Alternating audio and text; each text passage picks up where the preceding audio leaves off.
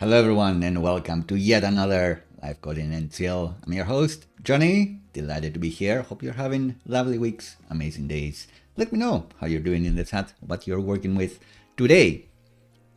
As for us, for what I'll be doing, we'll be doing more on the Goblin app. We'll be doing CRUD, create, read, update, delete operations. We'll be talking two databases using forms. We've done a similar type of thing before, but today we'll be doing it Svelte 5, SvelteKit 4, and maybe most importantly, directly using the Drizzle ORM to talk to an SQLite database, which is hosted by Turso.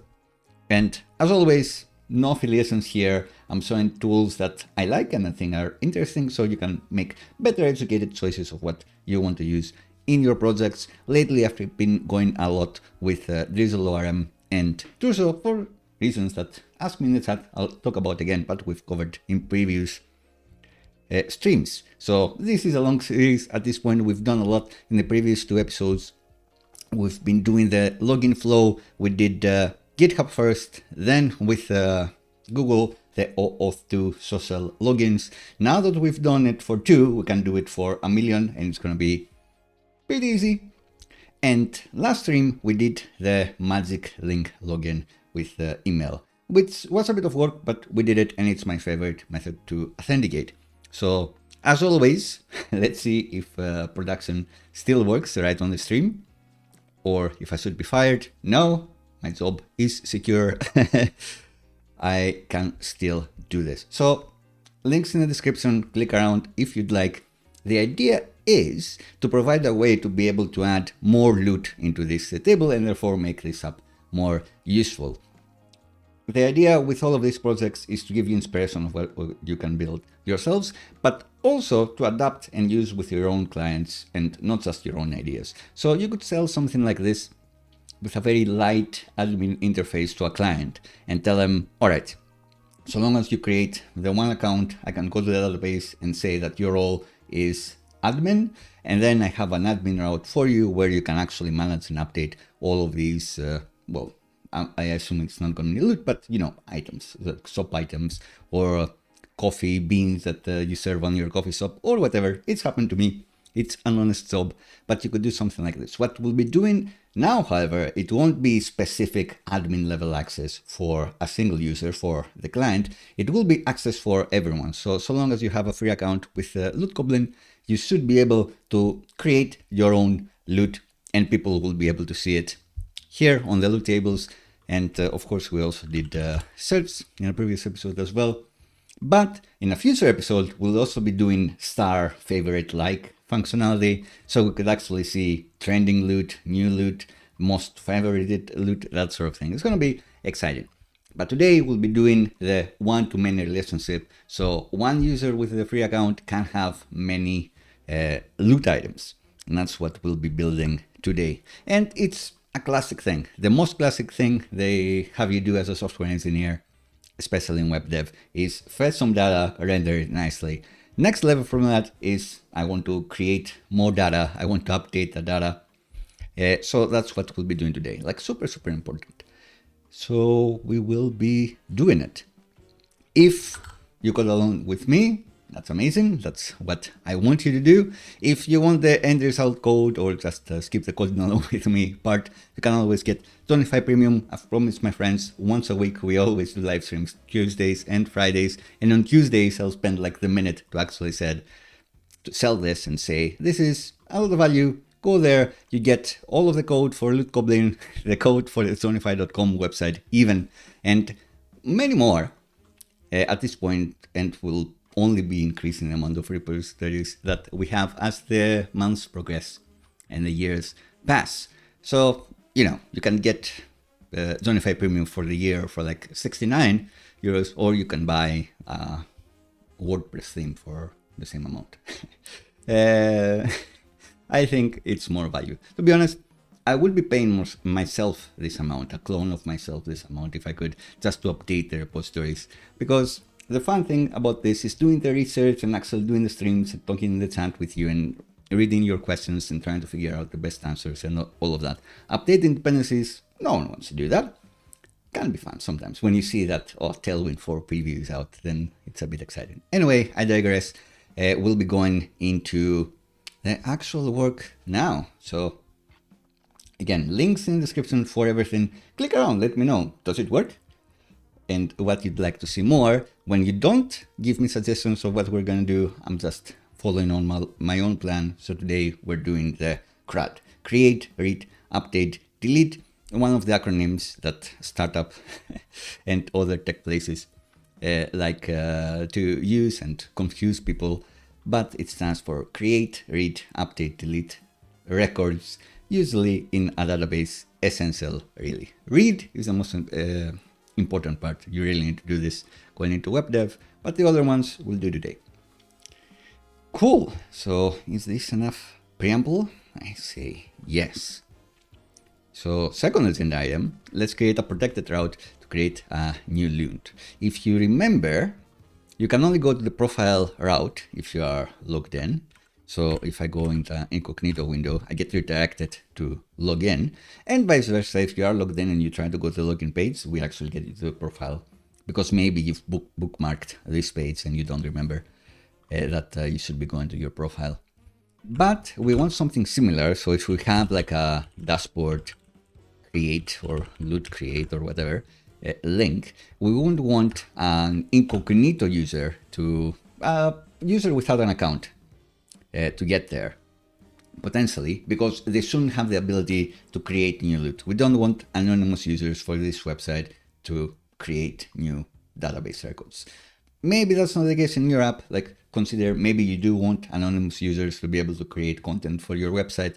That's fine. Then you need to be a bit more on top the moderation aspects of that. So maybe they go in a queue and someone else needs to approve the actual records just to ensure that you don't have anything naughty. Of course, even on this one with an account, people can still get naughty. So please be chill with this, because eventually I will find out and you'll be banned. But yeah, that's by the by, I guess for a different sort of app, you may want people to go to the login flow, to not go through the login flow, go to the creation flow, be like, suggest your own loot. And then when they try to actually save and send that loot for others to see, you tell them, oh, you need a free account to do this. And that's how you get them.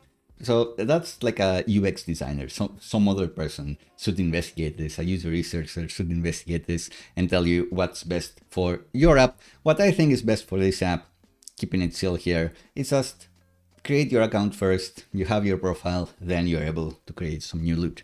So the whole point of this is that if I'm logged in, I should be able to go.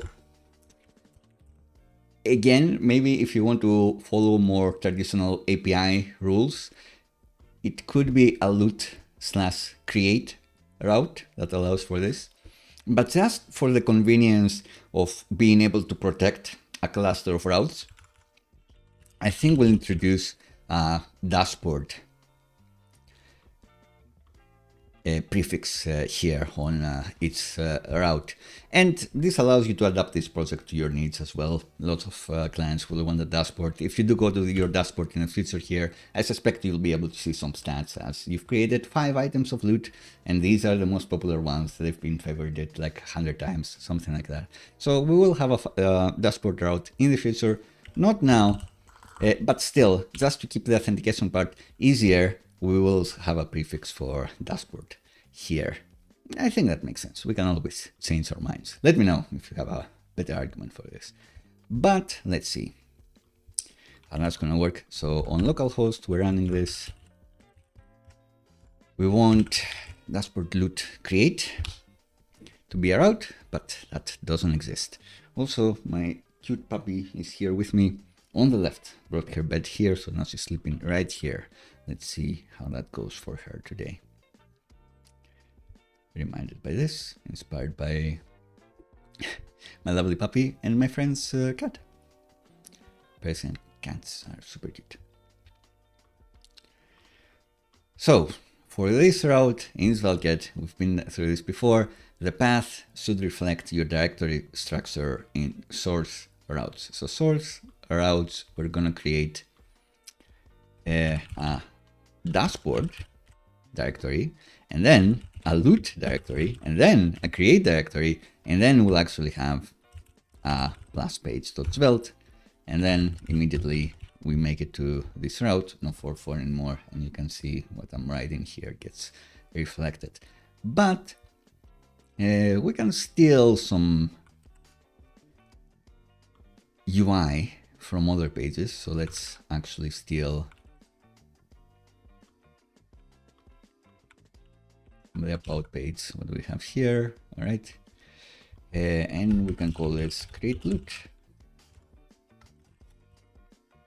Drop new loot.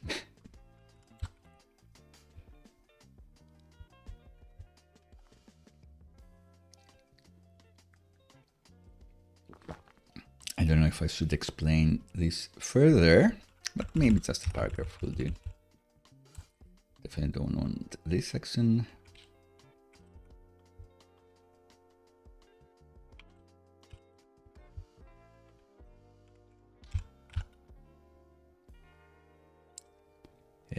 Right.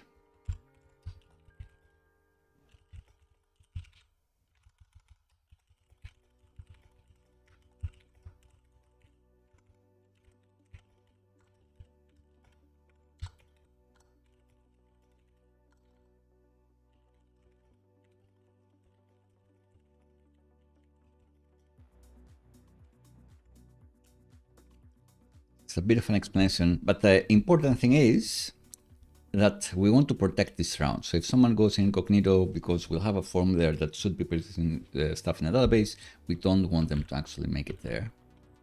So how are we going to do that? Well, if we take inspiration from the profile page, which already has a form, so maybe we won't take wholesale inspiration from here. Let's copy the plus page.server.ts file from the about page here. The one thing that it does is just provide the meta information that we use here in the name of the page, some metadata. Been through this before. Create loot should be the name of the page.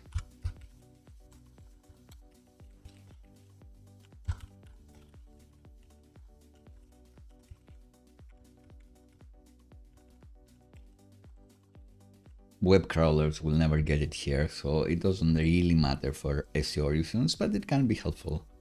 Some tools can read the meta description, and definitely the title is something very visible to the user because it's in the address bar. But how do we protect this route to only logged in users? Well, in the profile, we're checking if there is a user in the locals, and if not, we redirect them to login. And we can do the same thing in here. And we want to bring the redirect from SvelteKit. It throws an error to redirect, which is quite fun. And get the locals here, the local subject. And if you remember, our hooks file is the one that is putting the user in the locals if they exist, if they are logged in. So if I do try to open the same page in an incognito window instead, I get redirected to login. It's a protected route, login first. You could be doing something cute like redirect to dashboard, and then after you log in, you redirect them to like the dashboard, loot, whatever, but that's just over engineering. That's too nice. Let them log in and then direct them to where you want the form to be. It's fine. Right, but the question may be, well, we are using the same code in two places. Is this a point where we factor and make this logic be somewhere else? And I'd say yes, we know that in this episode already we'll have quite a few protected routes, and we said that we're using the dashboard prefix as the indicator that anything on the dashboard you should only be able to see if you are logged in. So we can do something about that. What I was wrongly doing before is have a group of all the authenticated routes. I called it parentheses authenticated, and then had a layout file which was checking essentially if there is a user in the locals if they're authenticated, and if not, redirecting. But apparently, that's not the way to go. I've learned from mistakes months ago, and the way SvelteKit works, where the layout load methods and the page load methods happen in parallel. It could be that the payouts load method runs and finishes and starts editing the page before the layout is ready. Or the layout load methods could be cast a bit more heavily. It's just a bit confusing. Anyway, what they're saying here is that don't put the auth guard in your layout, because then you'd need to have every load, every page load method to be awaiting the parent layout load method as well before starting to do their stuff. But if you're going to do that, why not just do this, which is also more clear and you don't have to figure it out. So what we will be doing instead is putting the auth guard inside the hook, handles that we have here. One of them is going to be responsible for whether you need to be redirected or not, whether you're on a protected route or not, which also makes it so that you can easily have a more easily unit testable method where you can have, it should redirect users if they're not logged in this page, which we may do today, not sure. In any case, we have two handles here already, the one which checks the cookies to determine whether we have a user or not, and one which adds all the repos, all the repositories, all the ways we fetch data in the page. I call it dependency injection, even though you can't really do that in JavaScript. I think that's a way to kind of do it with a framework like SvelteKit. So I think we'll have one more. Maybe looking like this. And maybe call it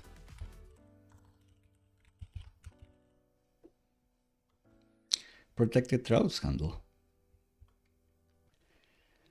And in here, so this is the thing that you could unit test as well, because all we'll be wanting is an event that has the locals and checking whether a user is there, I suppose, and then seeing if it resolves. But you can have a different method as well that you test, like is protected route.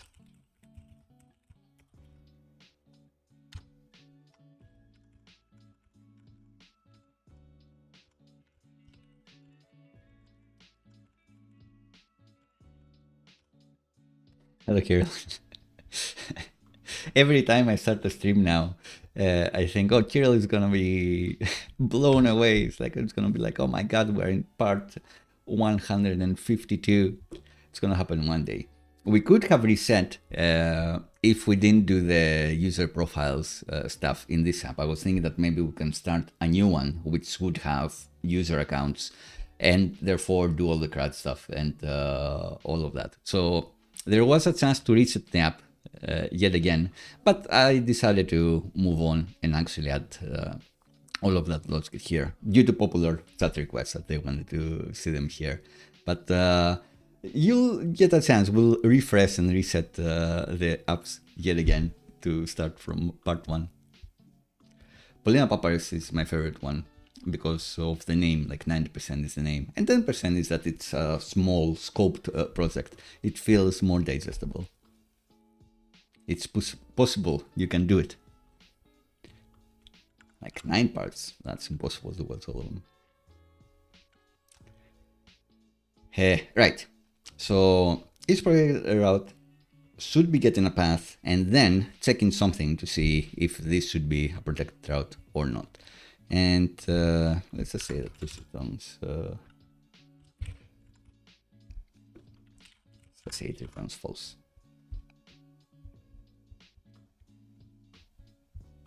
And thank you for saying that it's a good thing and that I'm doing well and on fire with the streams. I do enjoy them. That's the secret. I have fun going here and keep working along on this project. Keep chipping away until it's like fully functional with tons of features. It's fun.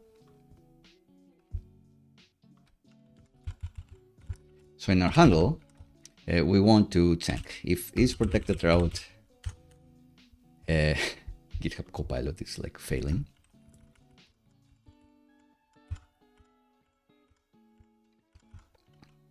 actually, what SvelteKit actually gives us is the URL here. URL object. Sorry, it's in the event. So the event should have a URL. And we can just use the path name here. Call it the same. And then, if it is a protected route, then we do some logic to confirm whether the user should be redirected or not.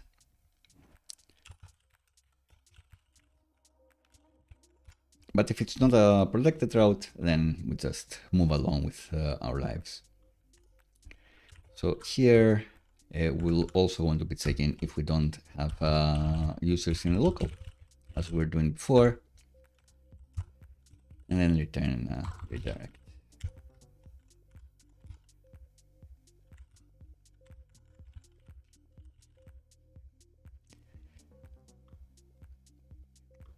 Like we're doing here. You could one-line this, I suppose.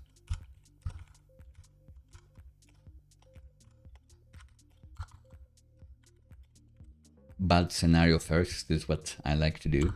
So if it is a protected route and we don't have a user in the locals, which means they're not authenticated, then we direct them. But good scenario, it's either not a protected route or there is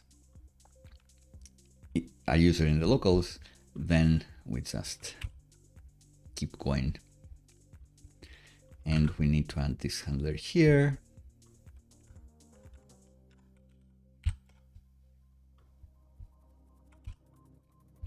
So first the auth handle will run, put the user in the locals if they exist, then the protected routes handle will run, check whether the user is in the locals if they are going a protected route, and then we add all the dependency injection stuff that we won't even need if they've been redirected.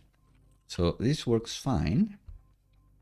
Let's have this return true, so every route is going to be protected, and this person is logged in, doesn't get redirected, but our logged in person gets redirected to login. But of course they get caught in an infinite redirect loop because even login is protected now. So that's not what we want. We want this to be false. It's fine. But we don't want it to be either always true or false. We want it to be true or false depending on something. So we know, because it's the spec of our app, this is where if you had a PM, like you'd be able to unit test this method and say, okay, if this route is protected, that route is protected. So if the path name starts with profile, sure.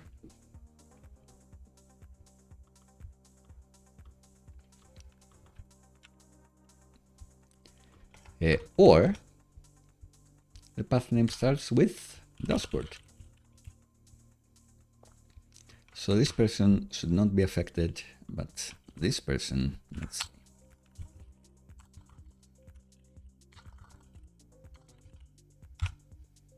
Do get redirected, but does it happen because we have this?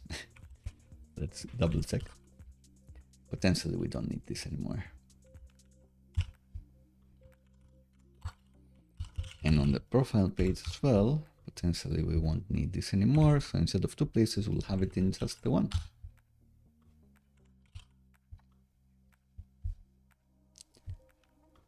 So a incognito person tries to go to profile, gets redirected to login, goes to the main page, can't see the tables, that's fine. But if they try to be naughty and go to this page directly, they get redirected to login.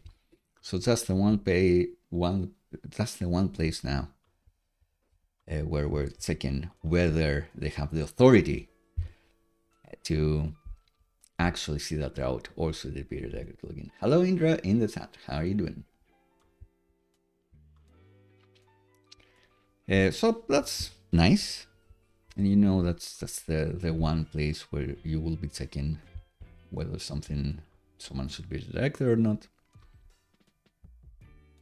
both of these things, you could have them in their own file as well, and just import those files in this hooks or server.ts if you find that this file is getting too long for you.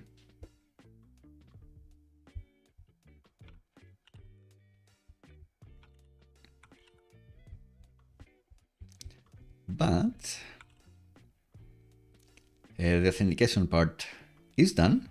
It's a protected route. We've protected any route that's on the dashboard, and we're still protecting the profile route. Great.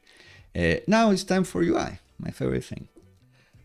So let's add a form. Unfortunately, loot items have quite a lot of things, so this is going to be a big part. But we won't have images just yet. We'll be handling images in either the next or the next episode. Let me know if you have other suggestions as well, or if you prefer to handle images and upload them to third party and optimizing images and that sort of thing, or if you'd like to see the favorite functionality, something like that. Let me know. Cool. So a form with like a million things. Most of them are going to be small inputs. Maybe not. This is one of two options. So this is a drop down. Yeah. At least one is going to be a form input. So let's see how it goes. So in this UI, let's have form. It's going to be a post form because it's going to mutate data. And it's going to have an input. And do we have an input component yet? Or will I never make one in this project? Looks like I'll never make one.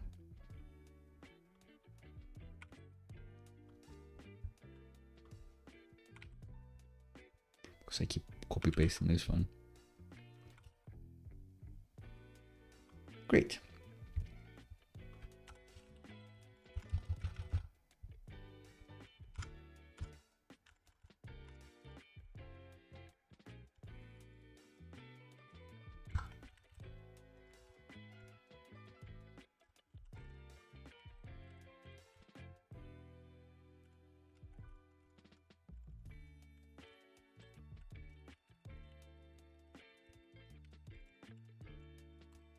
A fun thing here would be to have the placeholder be randomized every time they open a page. It could be something else, like a suggestion.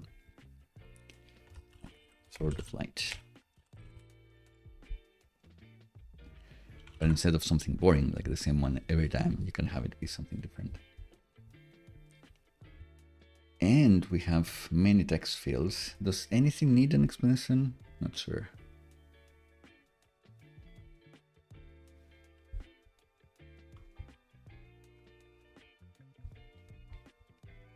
I'm wondering if I should keep this gray text for optional for something, but we don't really know.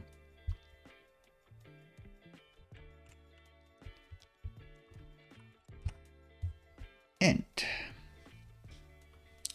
text field, text field, text field, text field. I guess only the tags are gonna be an input.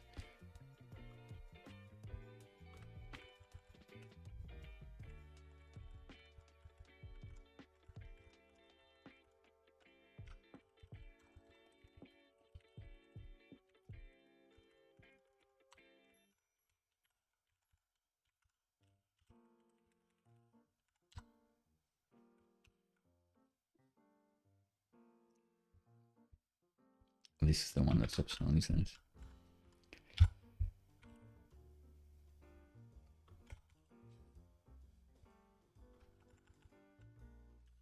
Broken.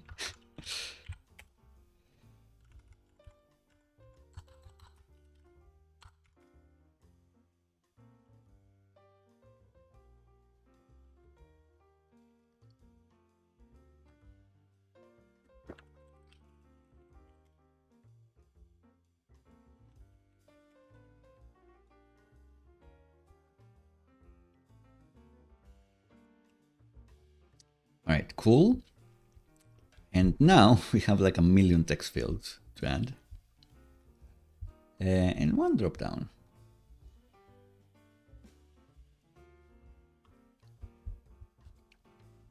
Let's try to steal this text area. With this UI, do they do anything fancy? Not really.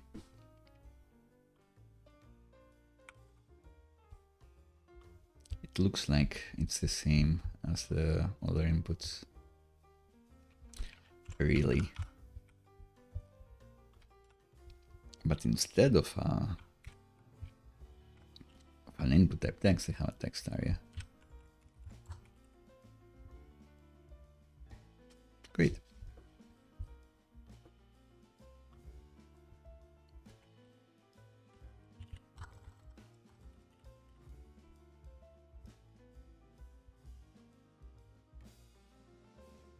Not ridiculously big either.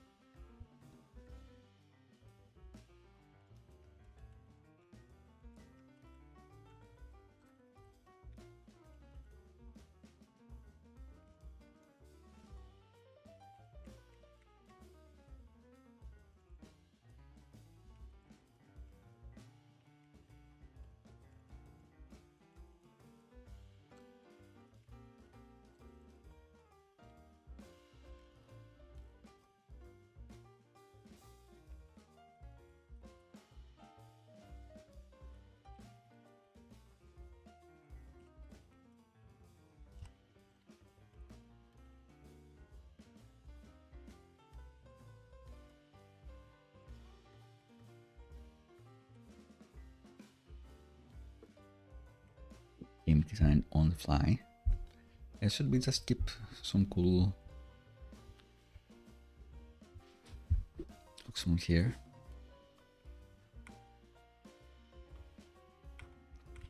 Maybe. Yeah, maybe I can find an interesting one and just have it as examples here.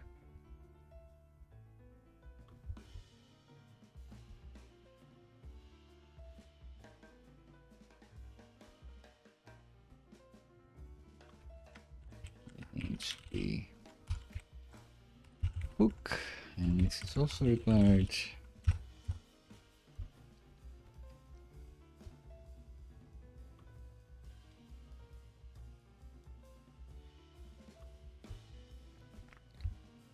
And maybe that should also be in the span.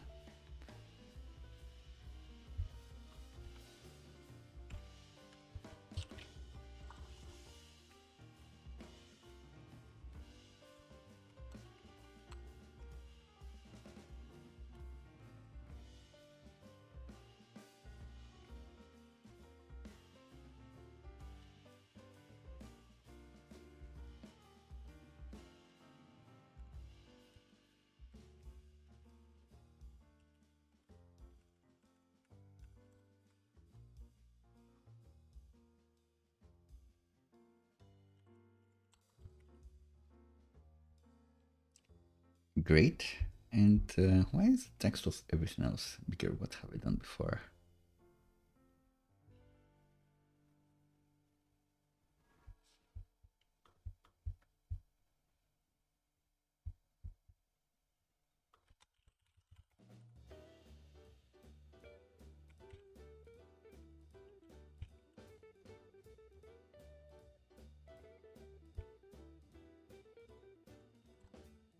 By default, they make them a bit smaller, I guess. All right, fair enough. I'll trust them. So now we only need 1 million more.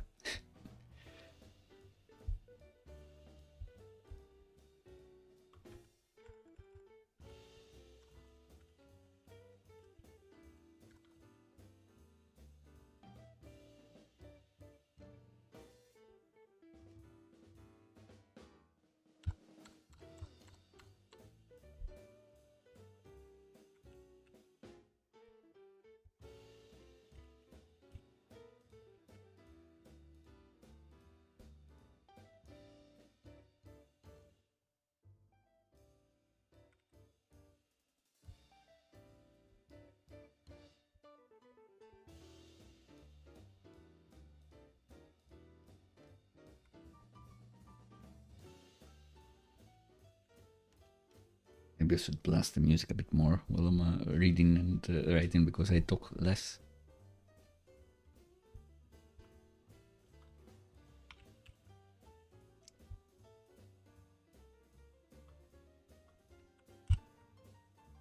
Let's look at the loot schema as well. So we case this like this, mechanics highlight, sure.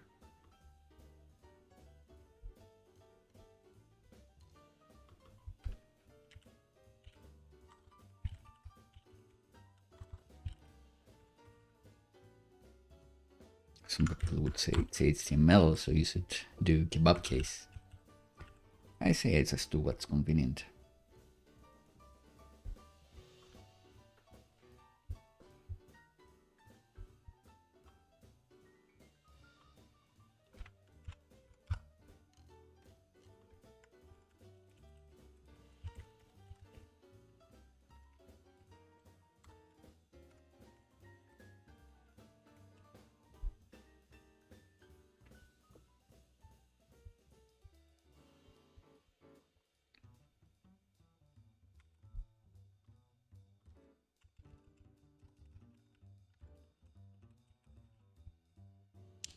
Again.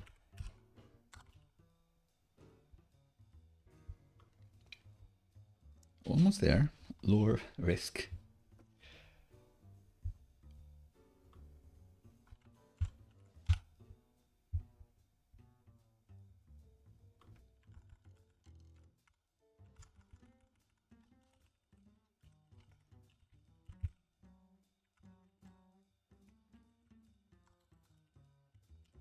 Let's drop some lore. In Baldur's Gate, even the underwear has lore, after all.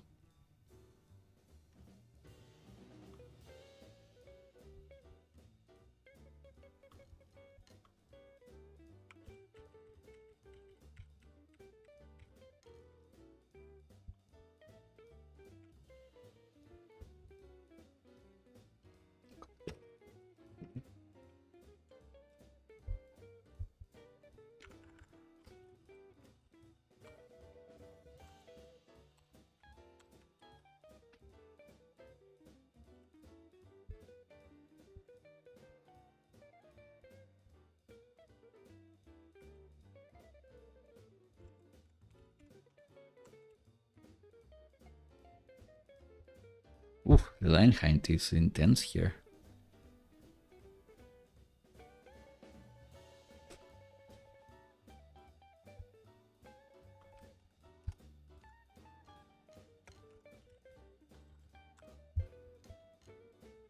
Let's look at the line. How do they change line height? Things like snug or something.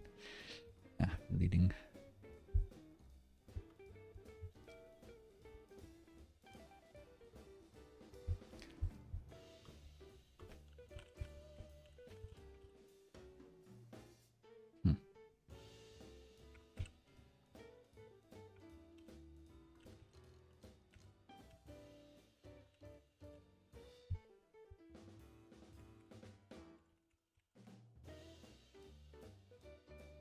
Interesting.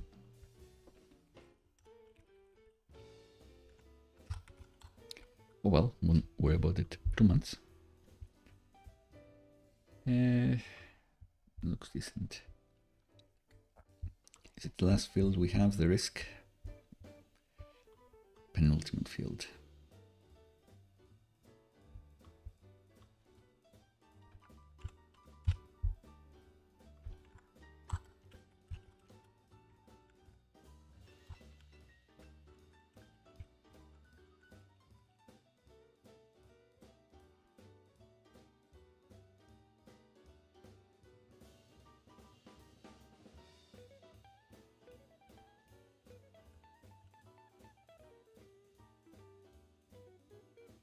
Hello Giuseppe in the chat, how are you doing?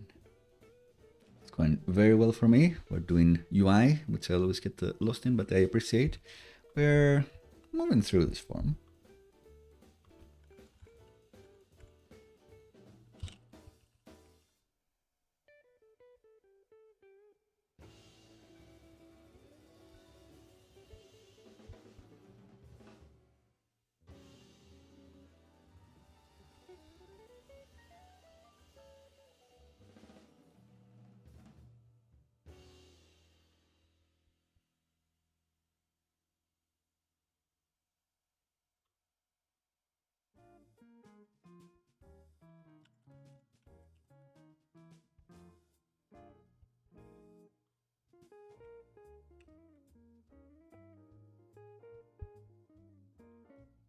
thanks.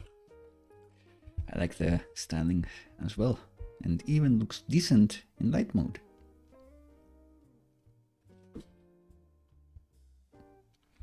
All right, so let's make sure we close correctly. So this is the risk. This is the mechanics highlight. This should be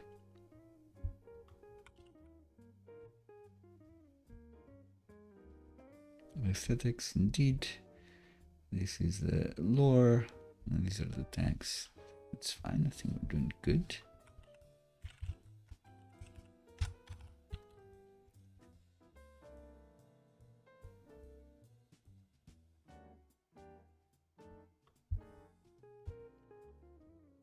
Maybe the mechanics should be almost last.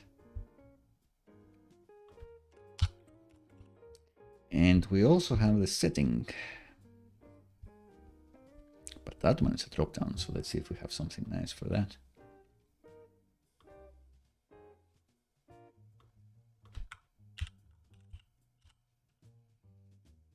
Oh, nice. Drop a link and I'll play that game. What game did you go for? Like 1 month will definitely do, not as a game jam, but let's implement a game as well. I recently read Doom Guy. Well, I recently listened to Doom Guy because it's narrated by George Romero himself, who is mostly known as the Doom Guy, one of the key people behind Doom and Doom 2. And you know, tied for first as the most important people with the first name John that have worked in video games on Doom. John Carmack as well is also brilliant. But it was a fascinating account, and it got me into making a list of all the games that John Romero lists in the book as having worked on, which start from arcade clones, like the one where it's like some sort of climber. There's someone that is super scalar. I don't know what it's called. There's a person that's trying to get to the top of a skyscraper, and it feels doable. Even for me, it feels doable to be able to make a game like that in 1 month. Of course, Romero did it in like 1 week in a cave with a box of scraps. The relative technology of then versus what we have today. But it would be fun to do. I feel I would learn a lot. The game is 40 megabytes. Yeah, that may be trickier to get a browser to run. How does Unreal and Unity and those embeds do that? I'm not sure.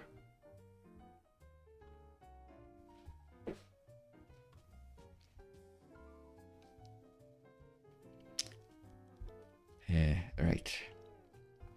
So, drop down. That's not what we want. We want to select input. Really?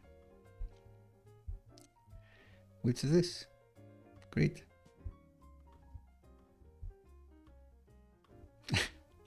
Nice. Svelte first, eh?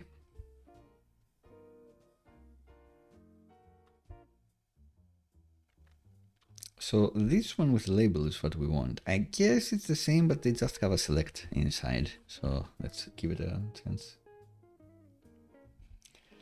Oof, your connection is pretty unstable. It looks to me that it's fine. So unfortunately or not, I think it's you, not me, a type of problem. But I'll monitor what OBS is telling me and restart the stream if needed. Hopefully it's fine. Right, so what we want is yet another input.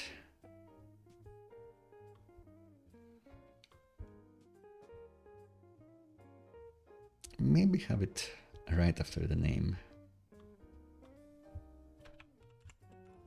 But instead of the input, we have select here. Let's see how that looks.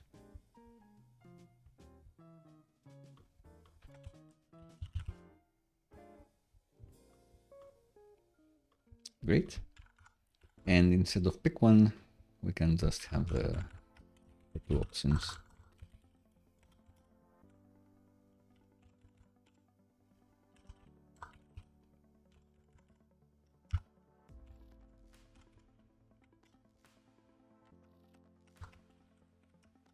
And I was thinking maybe we could do like both options as well.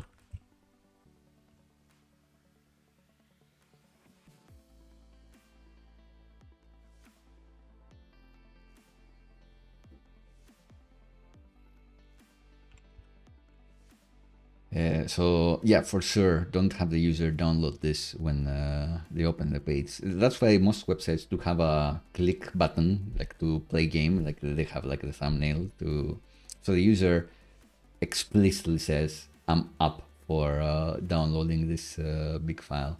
We may be touching into S3 in a future episode. We'll definitely be doing avatars in the next episode or the episode after that, and maybe even user images. So hopefully not 40 megabytes. But that's actually going to be a bit of a point, because users, when they have their own forms and they can upload anything, they will upload whatever is convenient for them. And maybe they have like a TIFF file, it's like half a gigabyte. And do you want to upload this to your S3 server? Probably not. You're not made out of money. So how can you allow the smooth UX of people who want to upload whatever they want, and yet you want to serve optimized images to your users? Your pockets will appreciate it because you'll be using less bandwidth, and the users will be appreciating it because they won't be downloading huge files and have a better experience in your website as well. So all about images, how to optimize the game, any game to be less than 40 megabytes. Unfortunately, that I don't know. Maybe broadly comparison could help with that as well. Not sure.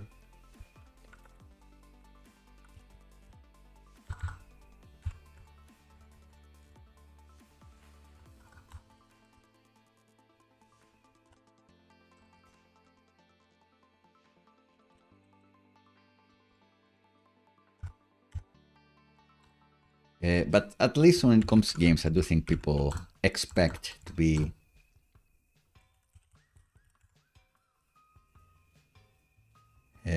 waiting for a big download as well. You get a patch and it's like, 5 gigabytes, and you're like, oh, small one, at least not 40. The thresholds are a bit bigger when it comes to games.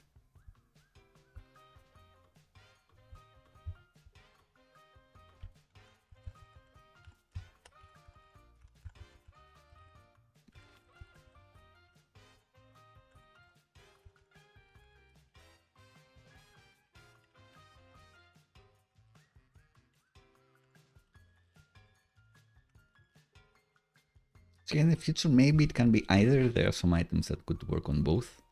And here you can see we're doing the browser inputs. We're not doing anything fancy and styling this as the user wants. But you may be able to notice that this is a bit lighter colored than when we go on black, because it is respecting our dark or light mode setting as well. So yeah, looks nice, I'd say.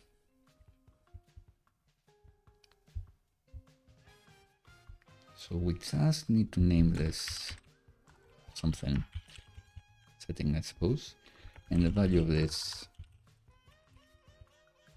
fantasy, and the value of this sci-fi, and we should be good to go. All we need is a big button.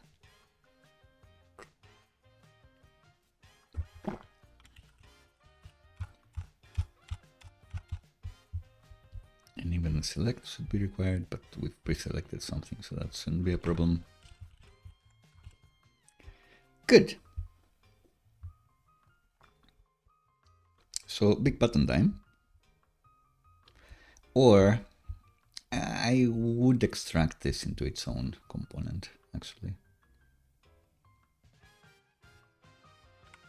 So this form can actually collapse it and cut it like this.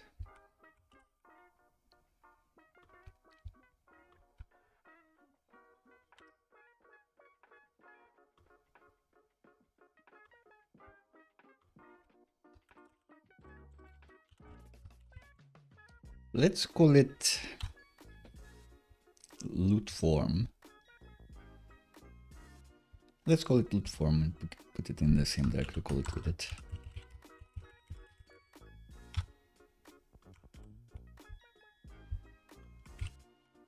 And then use it in this page.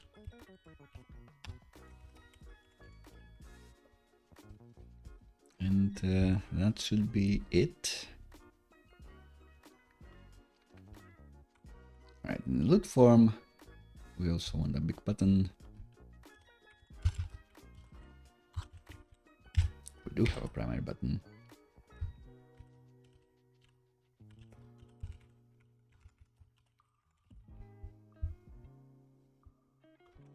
Save in the end.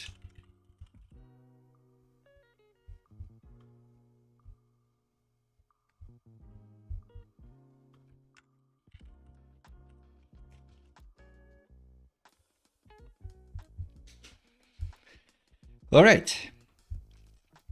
So the moment we click save, we get the browser validation. And if we get past browser validation, SvelteKit is going to try to hit the default action for this form. However, we don't have a default action. And the way we get a default action is by exporting an actions object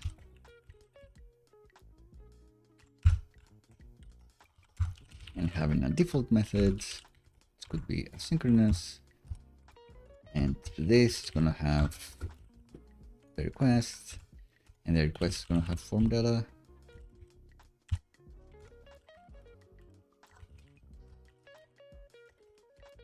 And then we can do stuff with the form data, as we've done in places such as the mailing list form in the main page, the update name form in the profile. So here's a form, the profile, here's a form, another save button. We've done this a few times. We keep doing this. We can't keep getting away from this. But now we have a form with like 1 million items, and the browser will stop the validation, and you can do like extra regexes if you want, like minimum length of something should be like a bit bigger. We can do those things if we really want to. But we'll also be using Zod to do some validation here as well.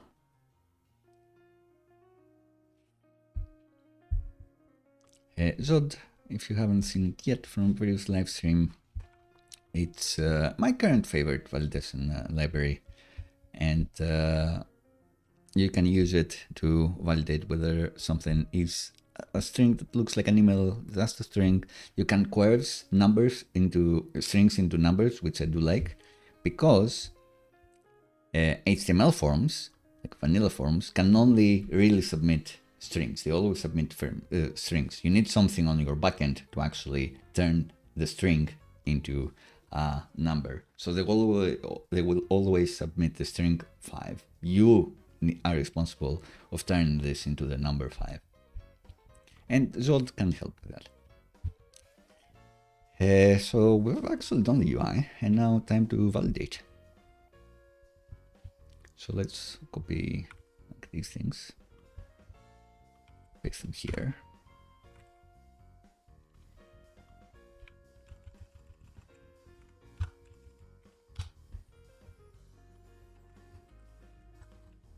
And create loot schema.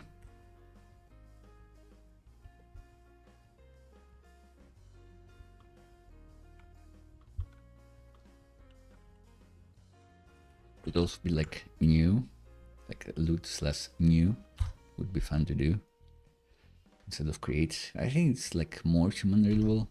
That's by the by, doesn't really matter. So what do we have? Many things. We definitely have a name.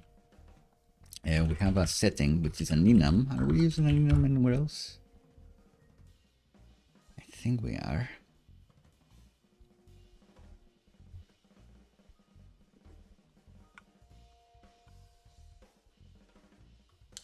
We're using it for the available providers, GitHub and Google, so we could do something like that.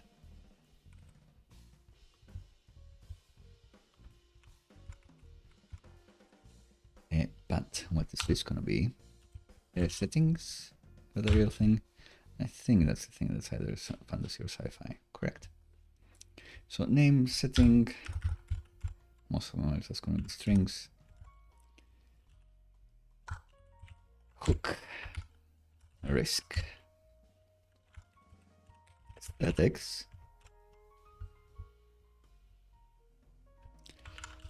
lore,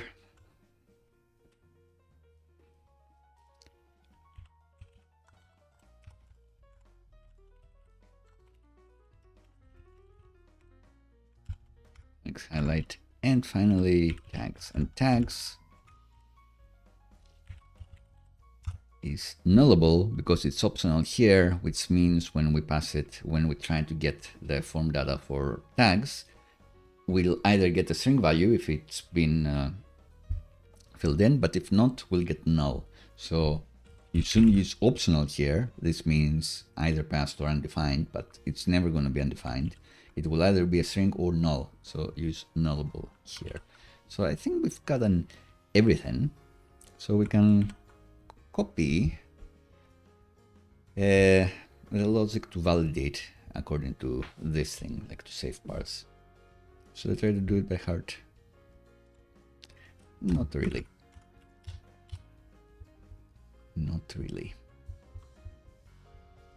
Just copy this.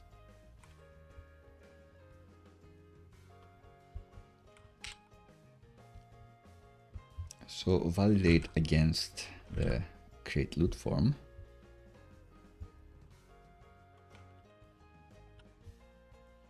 You can call it create loot schema as well. You can call it many things. I think that kind of makes sense. And in our case, this will be a huge object. It's gonna have name from data get name, and then will we get autocomplete? We need to like this. This. Copilot, can you do it? Yes? No? No.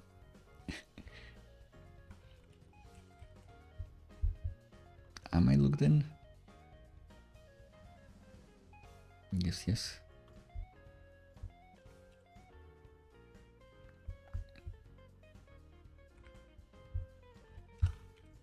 I have to do it the manual way.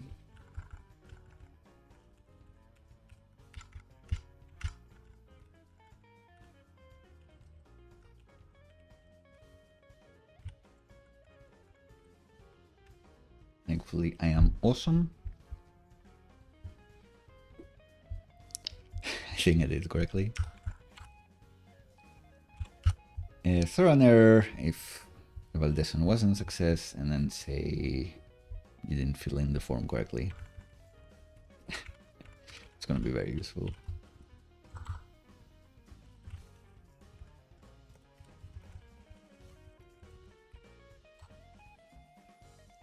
Like, if you get this message as a user and you've legitimately done your best, like, you'll get triggered because, like, well, what's wrong? What did I forget? But you shouldn't be able to make it here if you just follow the browser validation. So hopefully no legit person gets this. And then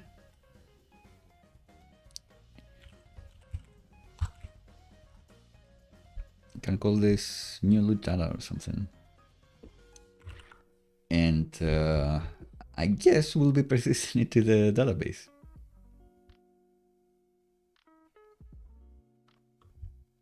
Let's console log it and see what we get.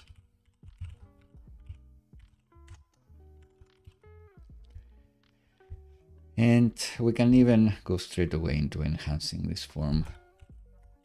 Use the client-side navigation and other. It's felt nice. Geez. Alright, so try to save, nothing happens because it's telling me this field, you need to give it something. Something like, I had a great name for some new loot the other day, but I didn't write it down, sadly. It would have been perfect. People would have been going crazy. Did think of one, gauntlets of something. of time. Whatever. I'm not gonna really write it out. Oof. So I do like the text being different here. Update later. So this doesn't matter. I will just update this. Leave it empty.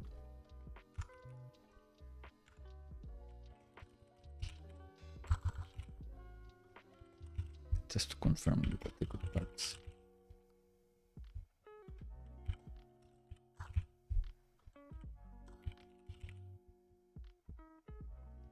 So save here. Oh, this shouldn't be required. This gets submitted and cleared, but also logged. So we have a name, we have a setting, we have a hook, risk, ZX, lore, can highlight and tag. And we said that we probably do want the tags are not required. And I like the text primary thing.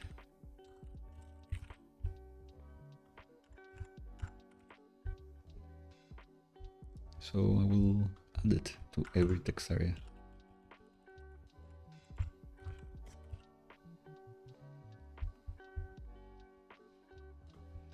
And maybe even select.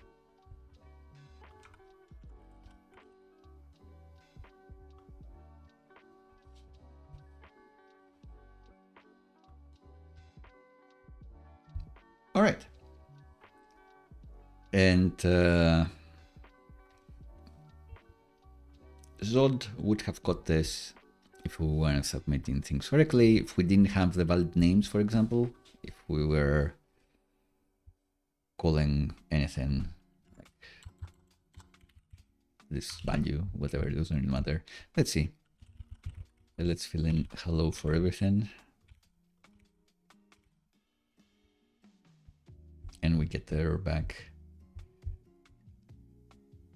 because the validation failed.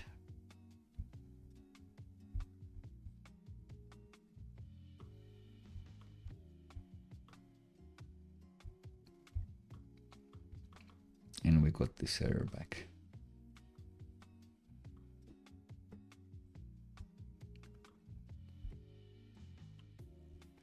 Cool.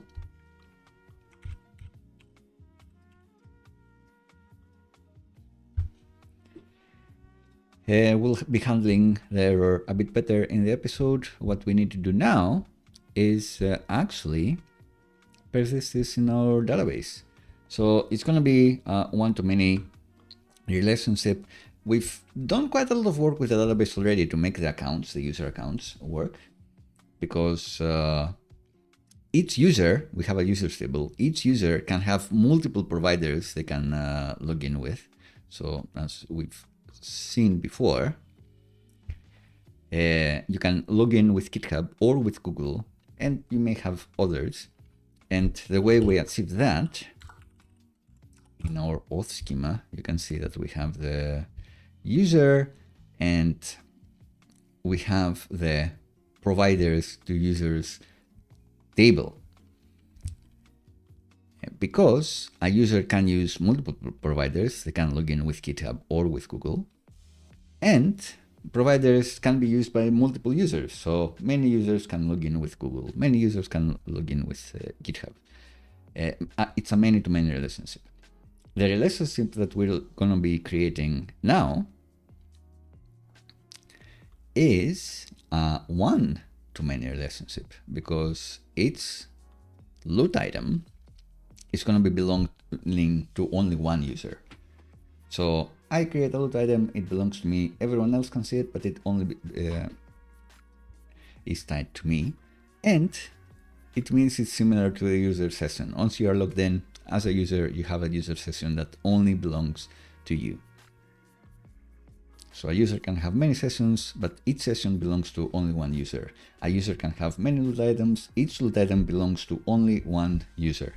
And because we haven't designed this to begin with, it will mean that we'll need to allow for any loot item to belong to no one as well. So it will only belong to one user, or it may belong to no one. We should account for this. If you were starting this project from scratch and you didn't already have records, database records, you'd probably make it so you'd always have a user ID there. But then how do you have user IDs when you don't have users yet?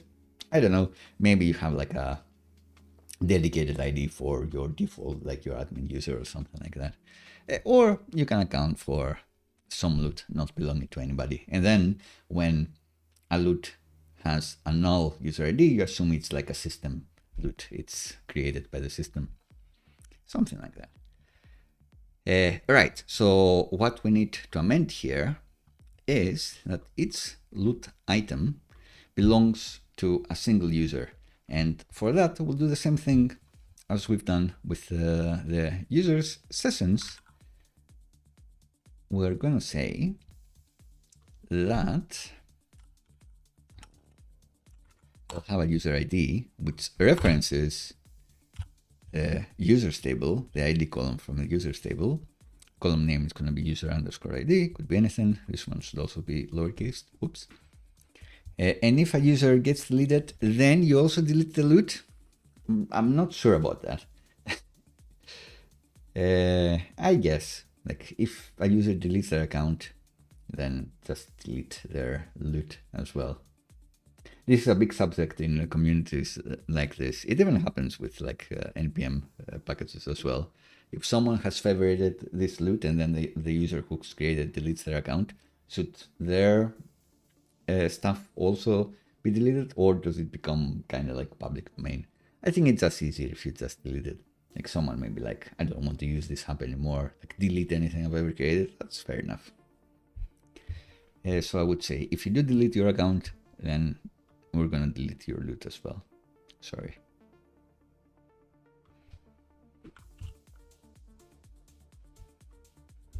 So that's the thing we want to add. And yeah, we don't need to do... We are going to allow this to be null for now. As we explained, the existing items are going to be null. I have null user IDs. And I think that is it. Then, if we've made it that far on the server, all we need is to have a method in our loot repo to be able to create some new loot. So let's have a look at how that works.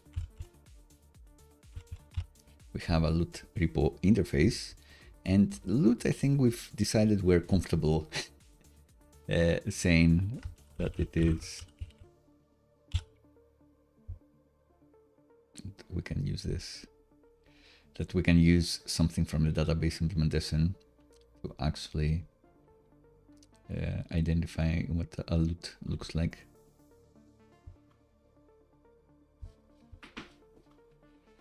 Anyway, we have a get all the look, great, all the loot. We now want to create loot, and I think the autocomplete was actually good.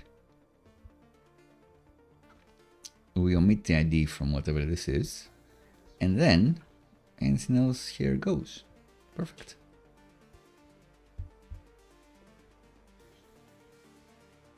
And what we get is a new loot ID back.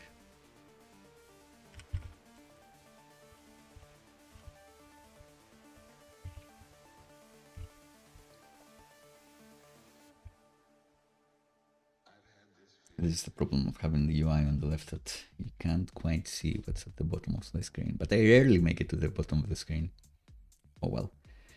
So an implementation of this in a DB loot repo should be, wow, this is quite complicated now.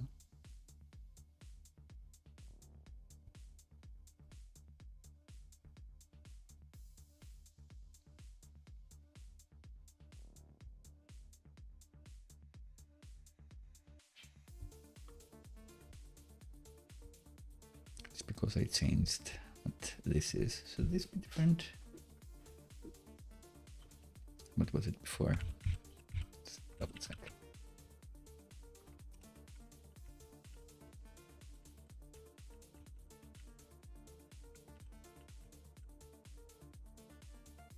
Yeah, we don't care about the specific user ID, I guess.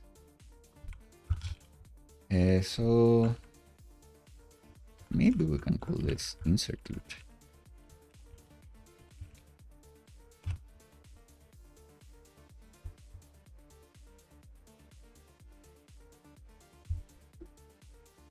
That's a good trick.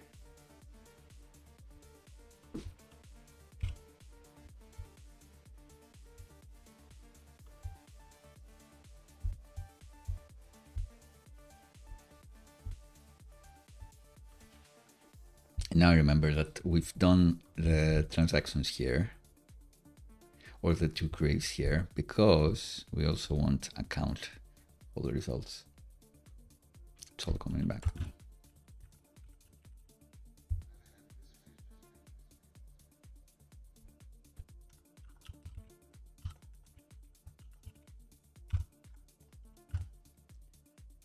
And I guess all we need now is to use the returning trick that I think for users we've done a lot. So in just the previous episodes, if we look at the DB users repo,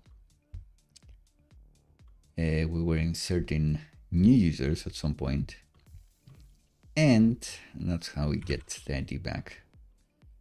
We specify in the returning chain command here what we want to return. We want to return the user ID.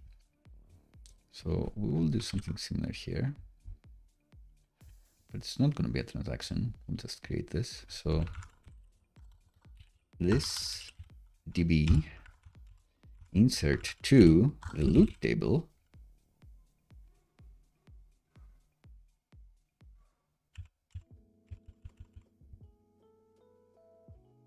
bringing in from, you already have it, so no problem here.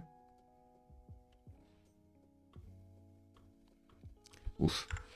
Yeah, so let's call this loot data. That was the problem. Just data.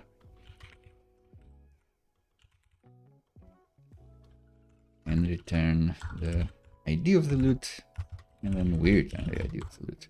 And that should be it.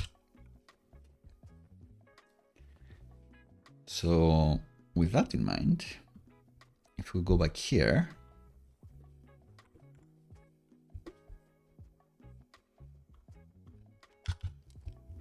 then from the locals,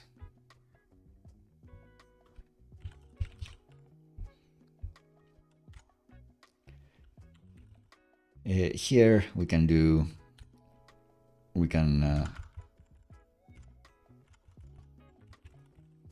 get a new loot ID by passing this new loot data. What's the problem here? Oh, tags should be nullable, no?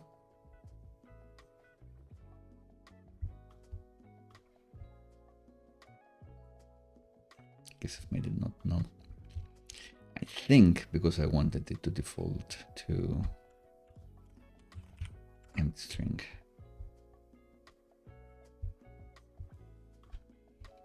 So not actually nullable at this point. Okay, so now it's happy. Now it's going to create the new loot and we'll have the loot ID back. But we also want to tie it to a user. So we can actually spread the validation data and say that the user ID is going to be local's user ID.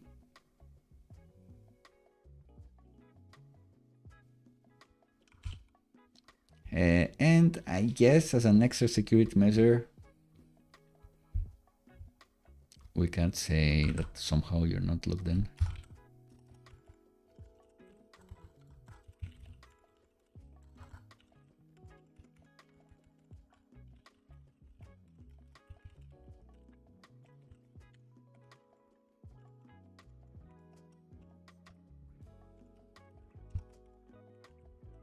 We have returned 401 or 403, 401, I guess.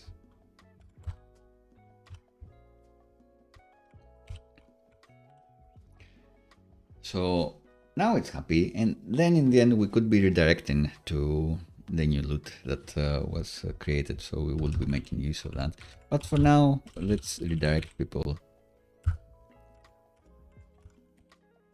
to...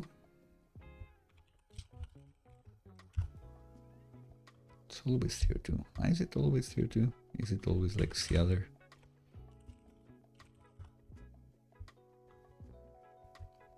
I think I should be using more tier 1s. Not moved permanently. So the other. I think that's what we want.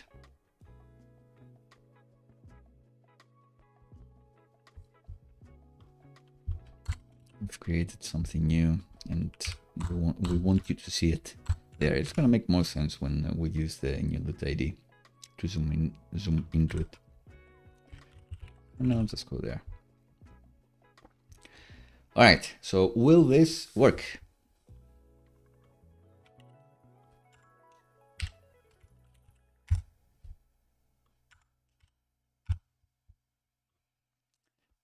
Let's see.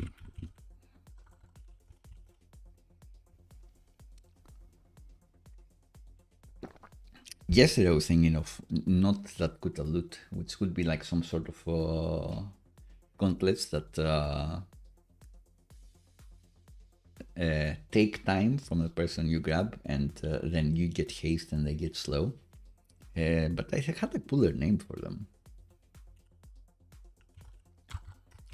Not bracers of time, something cooler, but hey.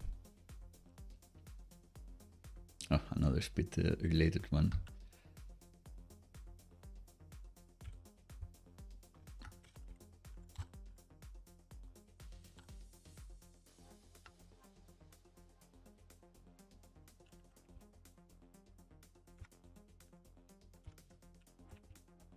Steel soaks. What I want to...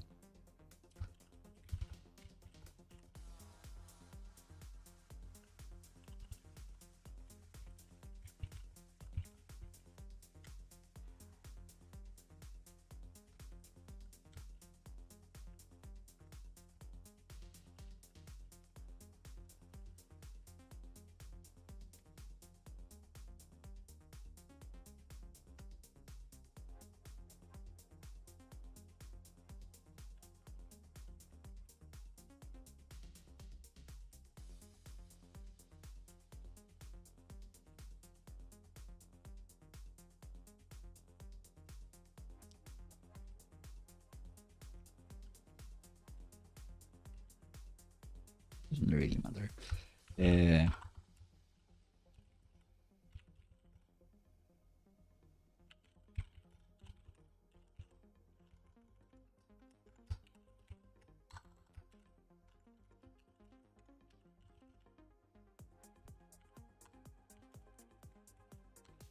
Alright, press save and hope for the best. Error, unfortunately. So then, yeah, to look. So much. So yeah, we haven't done the migrations. It happens to the best of us. So we need to generate a migration for the new column that we need.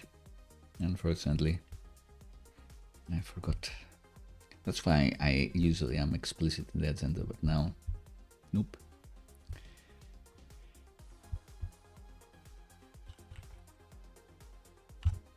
New migration just dropped. Norman Osborn.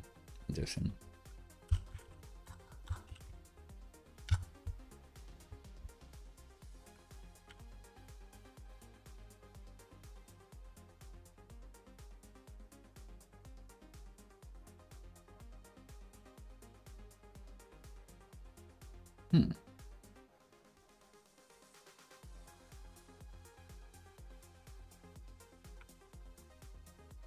They want us to do foreign key.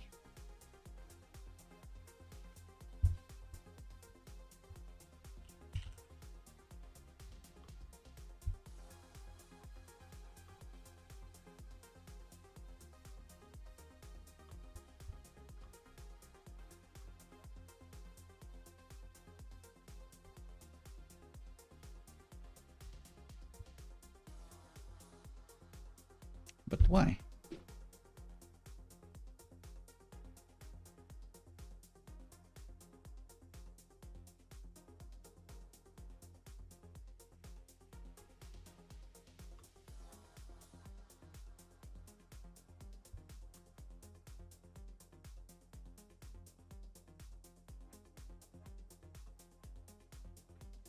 So we needed to have it on the first migration, I guess, when we created the whole table.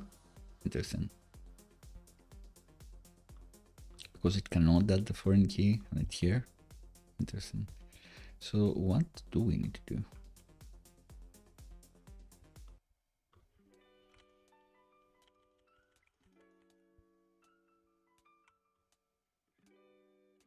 You know it's serious when it's a PHP link. That doesn't work. I'm not surprised about that, to be honest.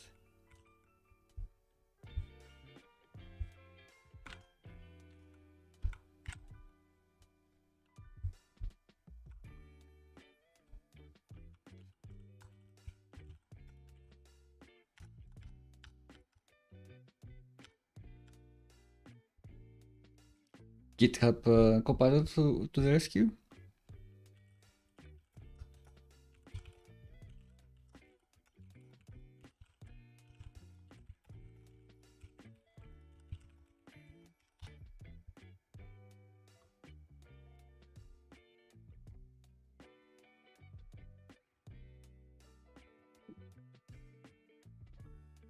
Yeah, I think I've done this before. You need to drop to create a new table, then drop the old table.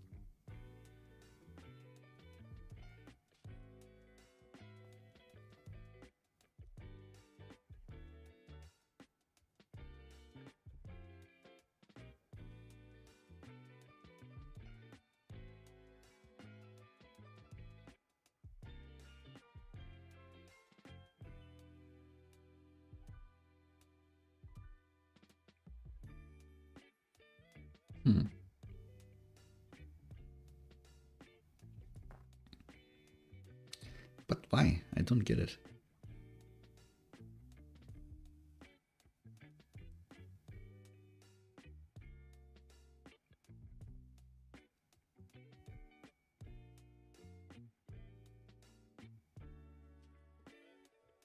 Why can't we do this in the new table and not the old table?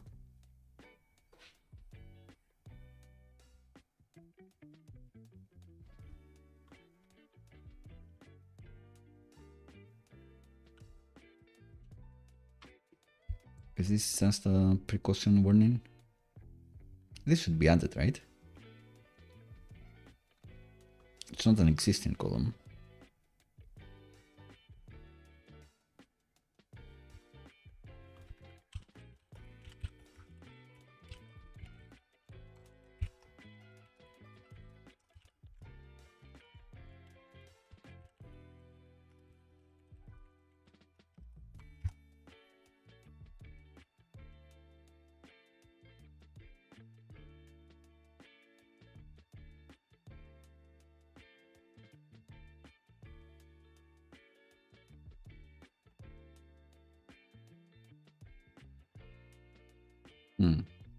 I see.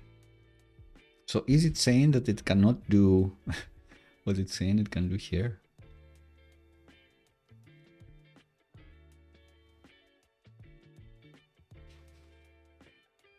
Interesting.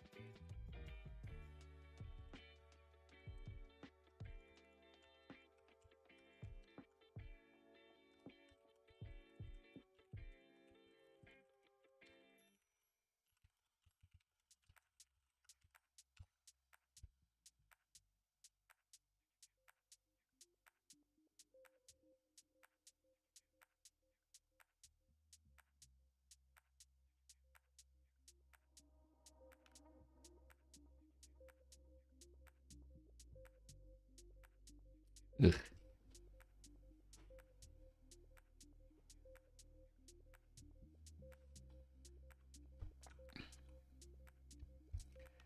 So as far as I understand, we should be able to do what we want. Like these steps should work. But this maybe kinda, we need to figure out how it works. We did create this table back then, great. And we did create this table with a foreign key. So I think that's what we want to steal, I suppose.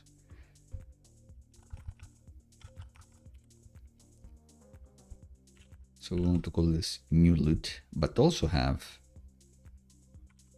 this foreign key.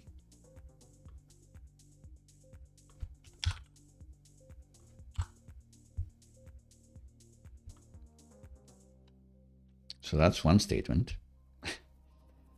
Then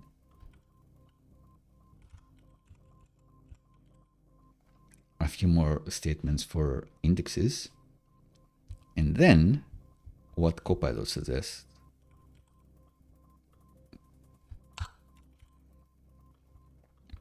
To add all the existing data to the new loot table, drop the old loot table, and then the new loot table becomes the loot table. Right, weird steps that you won't need to do if you've done the DB architecture stuff earlier on, which you should have had. But again, we pivoted into having users in this project right now, according to your feedback. That's how we got to this point. But we do need the statement breakpoint stuff. Only assume.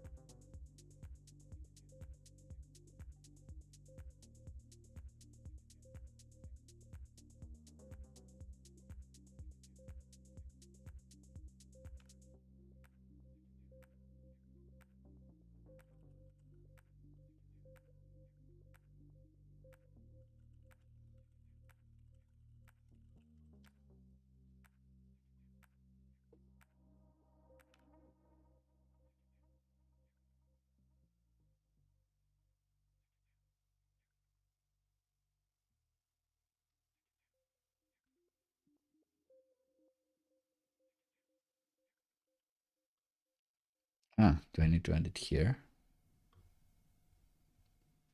Oh yeah, of course. They're adding it here. Integer, it says. It says integer.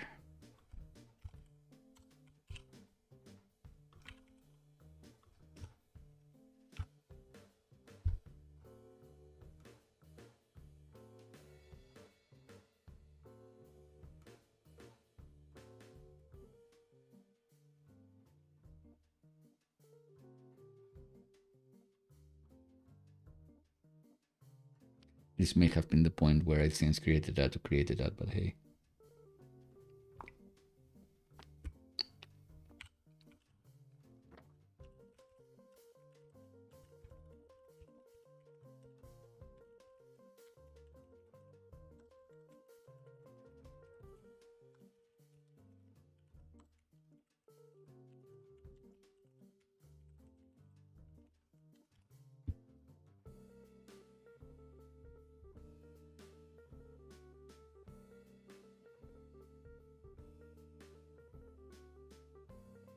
Everything will be perfect after this.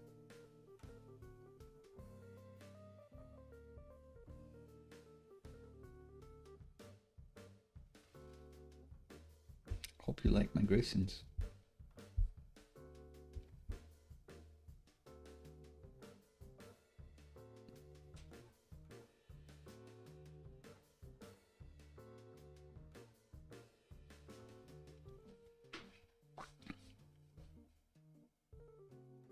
Is it worth it?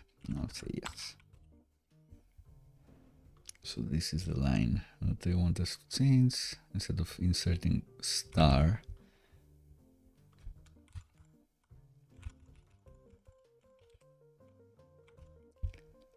we explicitly insert the columns so we can alias created at as created at.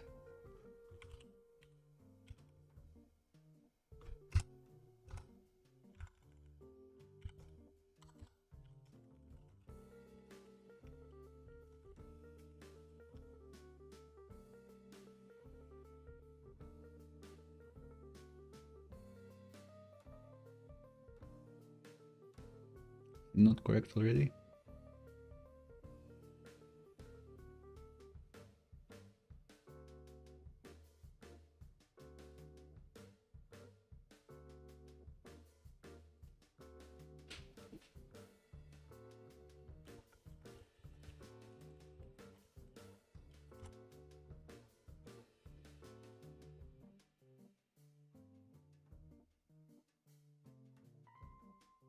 Oh.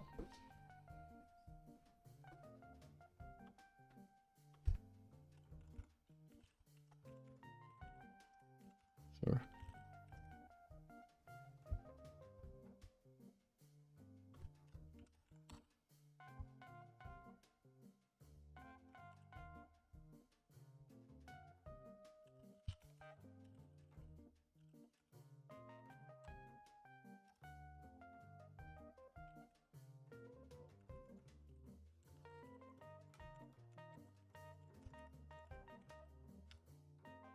Copilot has its benefits for sure.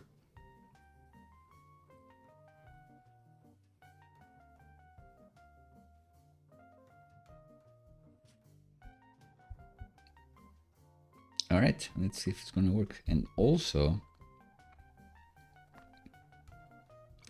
this one will be created at, I guess that's the only change. Good luck to us. So we have the migration and we want to run it, and we run it with db run migrations, db migrate. This local database. Whoa.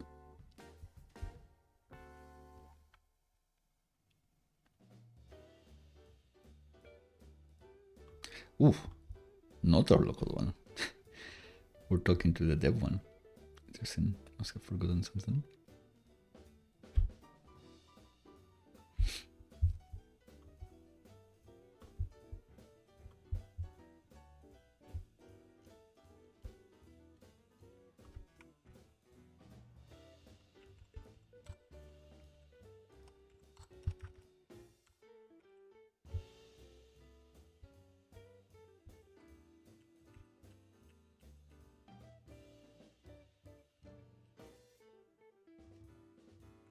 That one, the last one, doesn't need a breakpoint.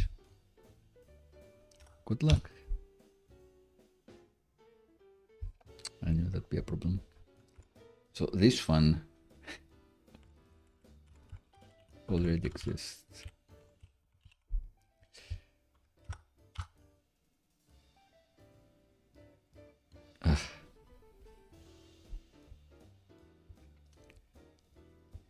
This should be null. Final one. Great. Migration's complete. Question is, can I still read that data? Let's see. Yes. And now I should be able to insert data as well. Right. Again, this is why, this is the reason I don't like SQL, no SQL database as well, because the idea is you don't have to worry about the schema that much. You just put in whatever. But why? Like, you should worry about the schema. You should do everything in your power to think about the use cases and have a great architecture to begin with. Spend more time getting the architecture right. You should be thinking about that stuff. So, and SQL does force you to think about these things in the future, in preemptively as well. So, big suggestion, big recommendation from me. Right, so dashboard, loot, create, let's get there, try again.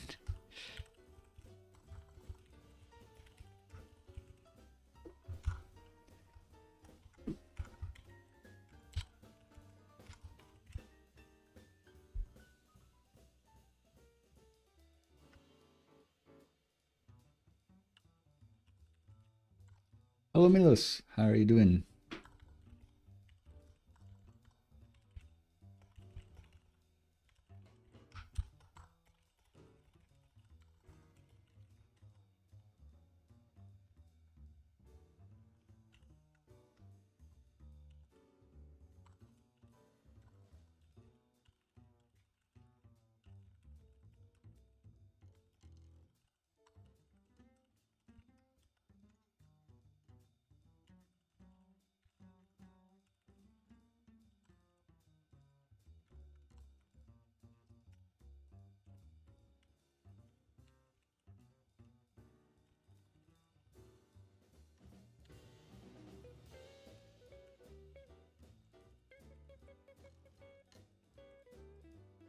Doggy's wagging her tail as he sleeps.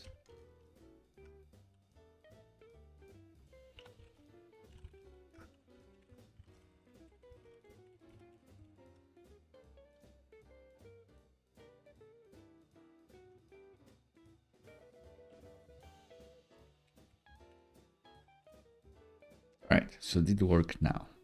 Yes. We made it through the form, so I assume we've inserted. And indeed, vampires of time were there. Search for time. Here they are. And every field looks like it's correct. So Milos, you've joined at a great point. We've done something right. Amazing. Somehow we made it work.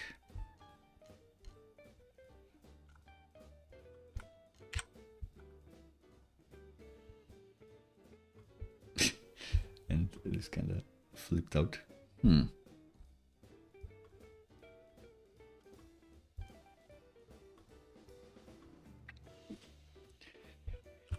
All right, why am I here? What do we want to do next? We want to go to the Emotional Center for this episode. We've managed to do this, and the success just does a redirect. What happens on error, like we had before? Will we do other UX tweaks? I don't know, maybe I will leave them as bonus. Now, I would like a dedicated route so the user is able to read all, see all loot items they've created specifically. So that'd be neat. And on that route, they should be able to delete them as well, but also to go on the form to edit them. So here we do get redirected to the page which has every loot item in the word. Maybe we just want to see the ones that belong to you. Although you could have a filter like only show my own. Is that better? Probably not. Yeah, let's do a different table. Let's do like a new thing now, not the whole table with like all these things. Just something that says the name of the item and then has a button to edit it or delete it. I think that makes more sense. Maybe like the icon. So let's do that.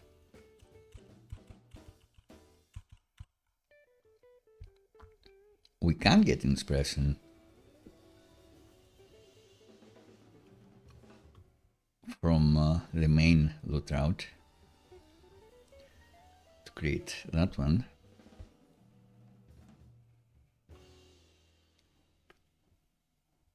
So let's copy all of these.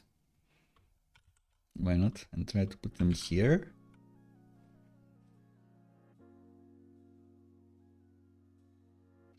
Oh, Milo says, I have an idea for you. Set up a table in Notion, and when I add a check mark, add a timestamp that can be used for timestamps in YouTube.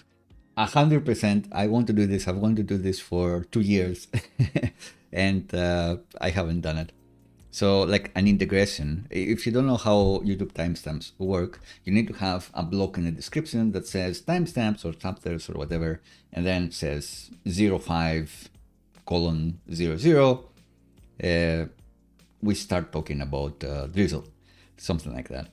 And a perfect way to do, since I already have this agenda and I click items here, it feels like it should be easy to have something that records from the start of the stream when I click these items and generates a timestamp for me. And then I can have decent enough timestamps at the end without me going through 5 hours of me talking right after I've actually talked for 5 hours, which is quite hard for me. Even I don't like my own voice that much. But I haven't done it. I think I'll do an episode, because I don't know if you can do like a GitHub Notion integration for this. I've thought about doing an episode where I do an OBS, which is the open source streaming software that I use, where you can do even TypeScript plugins that can do something like that. And OBS is already connected to my YouTube channel, so it feels like it should be able to even amend the description automatically as we are going through the agenda, or even have like a SvelteKit app, and then you can do something even cooler, like have UI elements pop up when I click these, and then like add things in the chat. I don't know.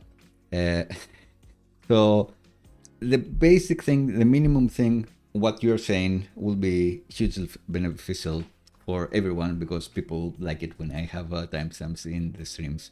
I should do it. Since you've said it, I'm gonna prioritize it as well. And you've done a lot with formulas and action buttons. I've done nothing with action buttons. I know that Notion, you can do like everything in it. So please do link, like drop in the Discord a link or two, and I'll read up and see what we can do. But it would be cool. Like if you do this, it feels like, yeah, like send the links and I'll think about what we can do. If it's interesting, I may cover it and code it live. If it's not, I'll do it offline and then just have it working finally, instead of just having it as an idea in my head for 2 years. This was the prompt that I needed. All right, so how do we see all the loot items that we have specifically?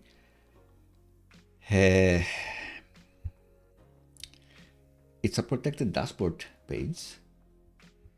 You're going to try to make it up, not just an idea person and knowledge research person. You'll actually do it. That's like triple threat. Has the idea, knows how to do it, actually does it. That's all that you need. Only if you think it's fun.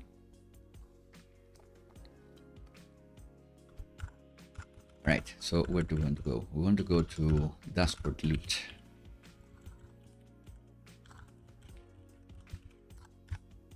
And we're seeing a table that's very similar to the one we have of all the loot, because it's exactly the same. We copy pasted like a million things here.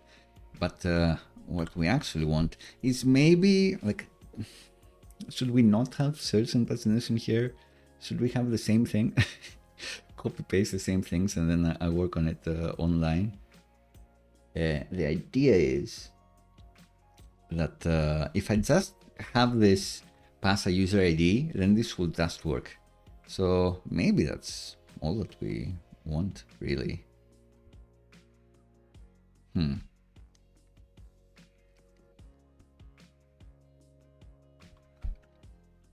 But maybe don't cast this one.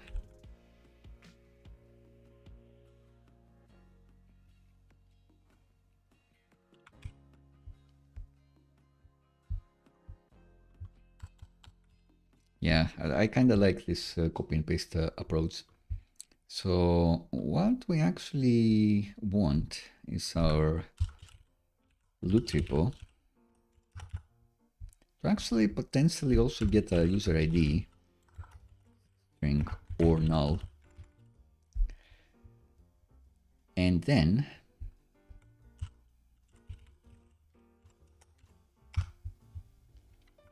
this thing.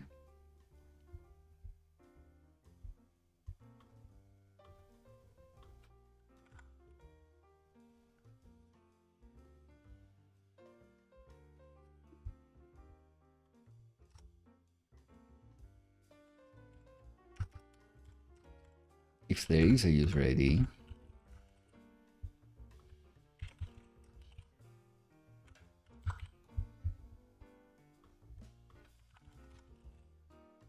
and say look user ID equals user ID.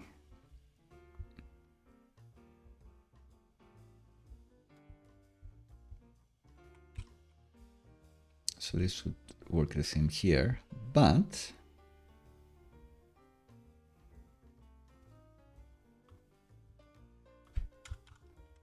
it's also optional. But in this one,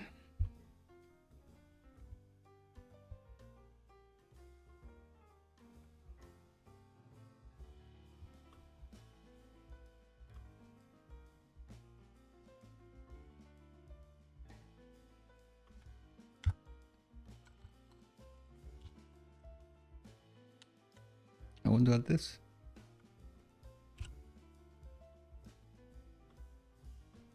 Which feels like it should work already, but actually doesn't.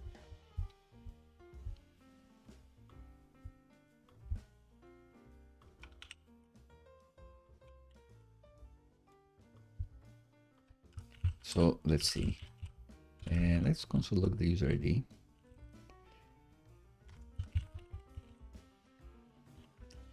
See what we get.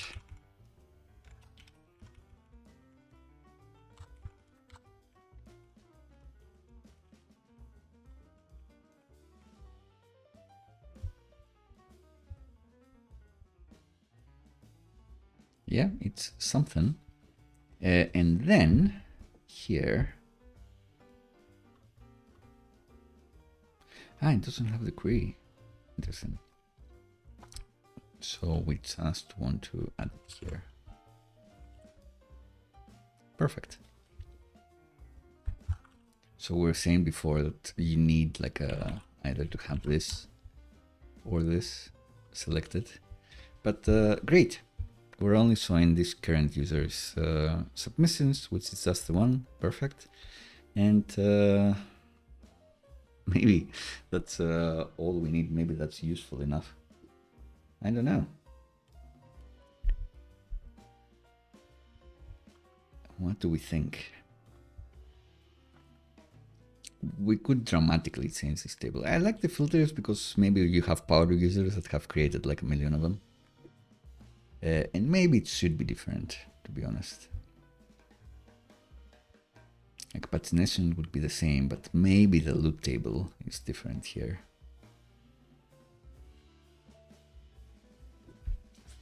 Maybe it doesn't have like a hook and stuff.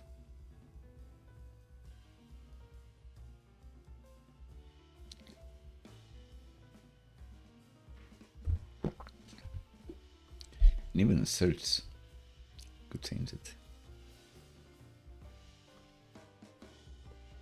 Yeah, let's make it a bit different. And let's just have the name and hook and actions to have like edit or delete in there.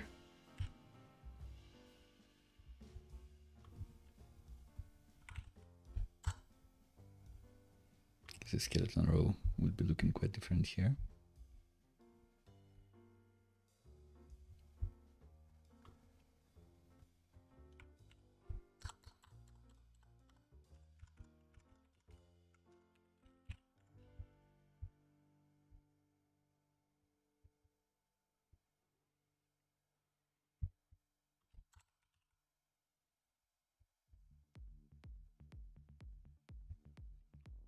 And here we want buttons. One to edit the vampire Years of Time and one to delete it altogether.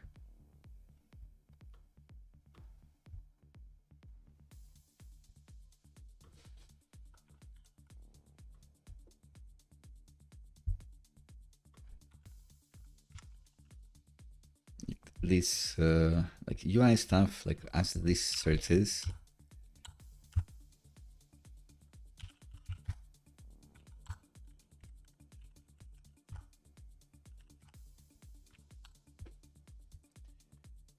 I can resolve them offline. But we should be saying something different.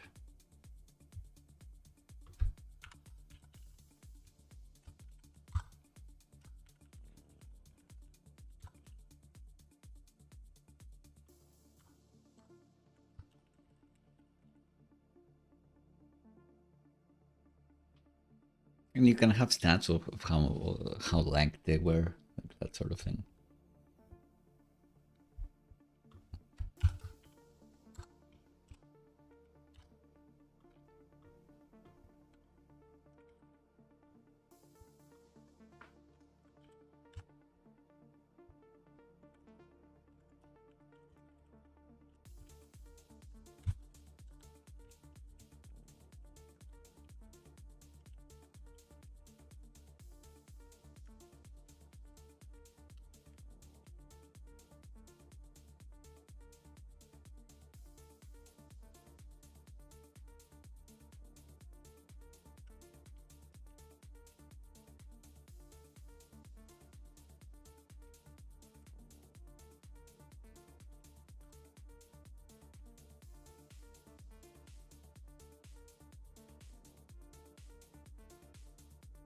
So it looks a bit different, and we'll have a few buttons here to actually do the edit operation or the delete operation. So here we go.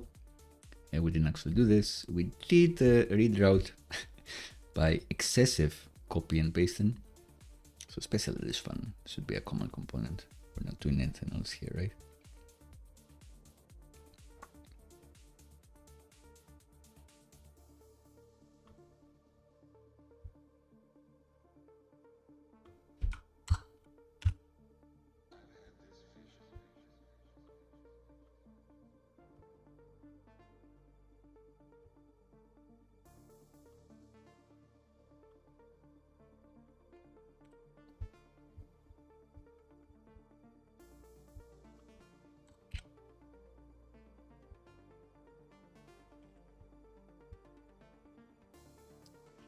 Edit from lib, great. And we can have our loop page also get it from there.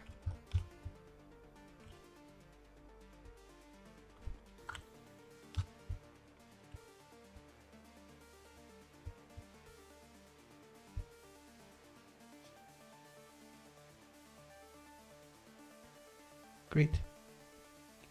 And this search bar also probably, but I may change it in the future, so I'll leave it as it is.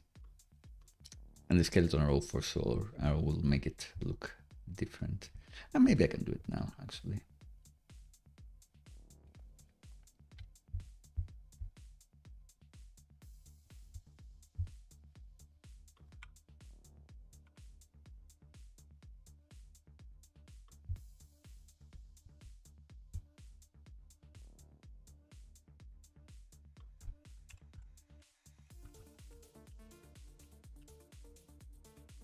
Just make it be this and we're happy.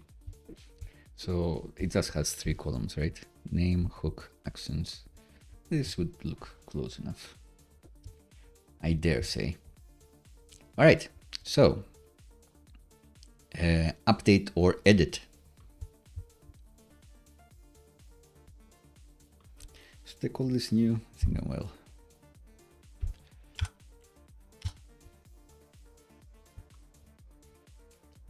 And let's see if things still work.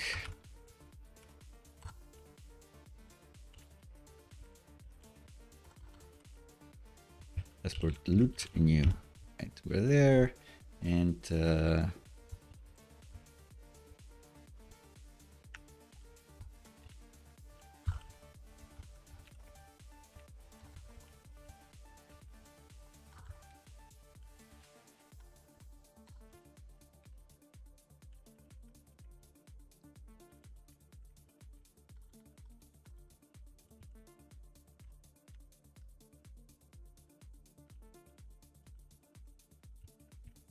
This one we're planning to delete.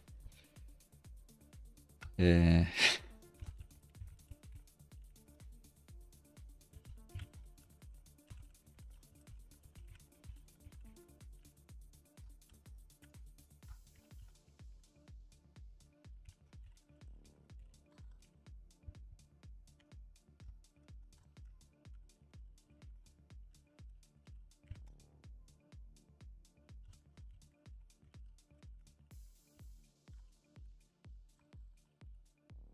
and can we submit without tags? Answer is yes. And we do want to redirect to our own loot base. Actually, so redirect to dashboard loot. Great. So we see both here, and now we want to edit or delete them. So how do we do that? I think we'll create a similar route to the new route, but we'll dynamically get the loot ID, which we can do with brackets, ID brackets. That's how SvelteKit captures dynamic route params. And in this case, our form action will also want an ID. So we may want to make something common here. Have what the whole of loot item looks like. And actually use this.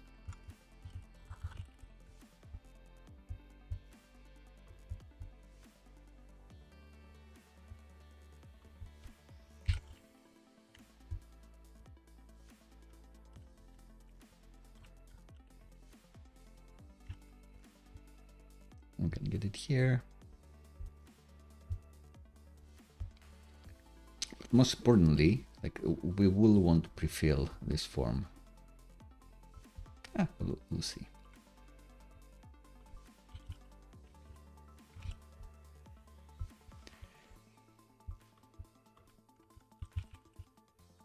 It looked at it's going to be this. And this one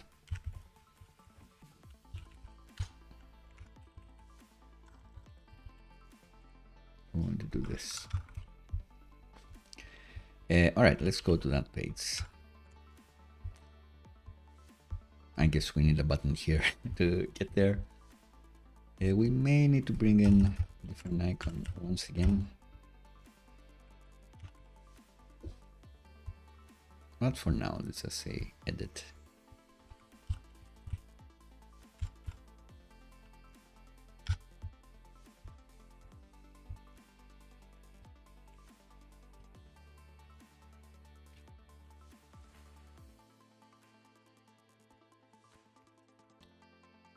This should have the loot item ID actually.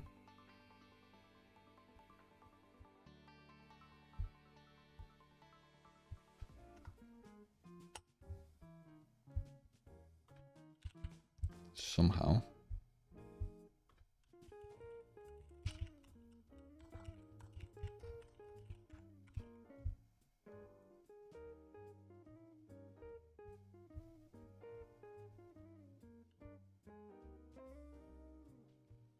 And what we actually need, just ID name set in string. We can just type that, it's fine. It's fine.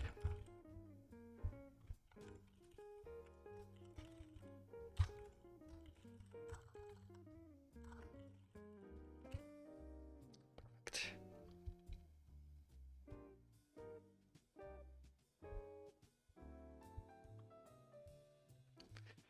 So this page should be passing some loot that also has the ID in there. Interestingly enough.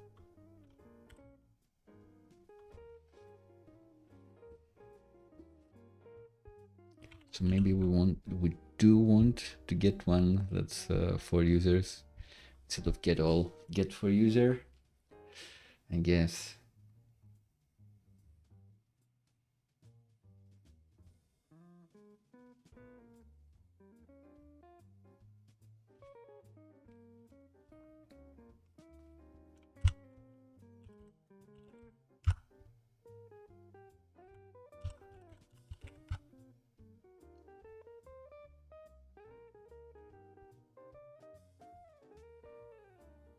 Ah, we are getting the ID anyway. Great. So no problem, actually.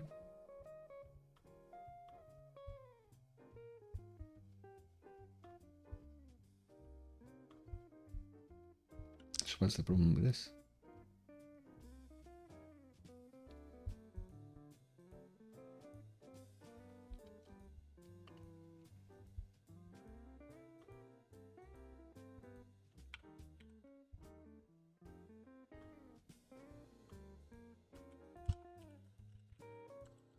That's a typing problem.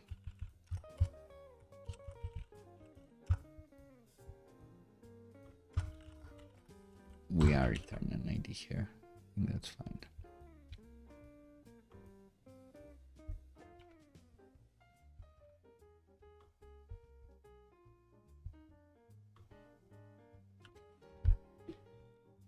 All right, so we're here. This should be a link or should be a button. Let's see what Daisy UI has to say about this.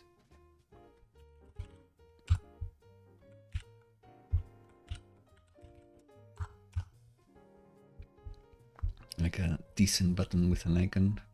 Do we have anything?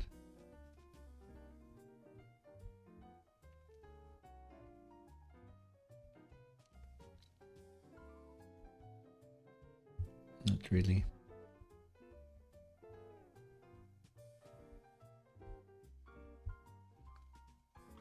Like the outline one.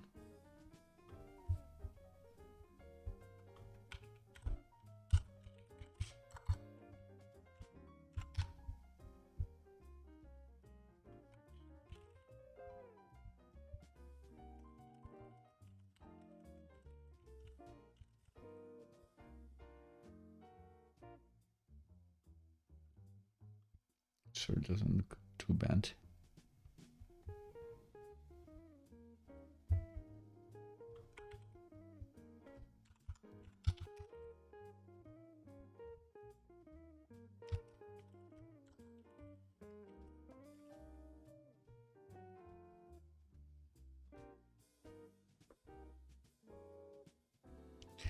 And we do want to delete one, right?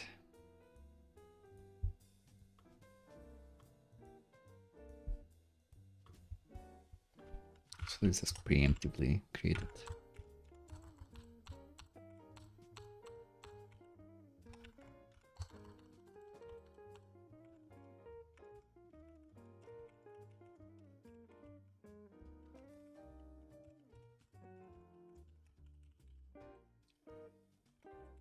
Can add the icons later.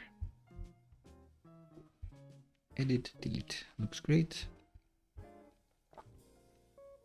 Looks dangerous. Question is, when we do press it, do we get to the correct item? Yeah, look at that sweet transition. Awesome. Right, but these are not pre-filled. That's what we need to fix.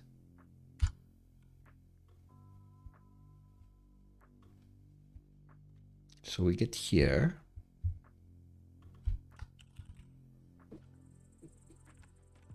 And here, this page will be getting a loot item. We can look at it in the database and return in a 404 if we can't find it. So press here, edit loot. It should be some specific loot. We're looking in here. Maybe there could be some stats of people have favorited this a few times, but we'll do this later. But the point is that the loot form should be pre-filled with loot that we have. So maybe this takes some props.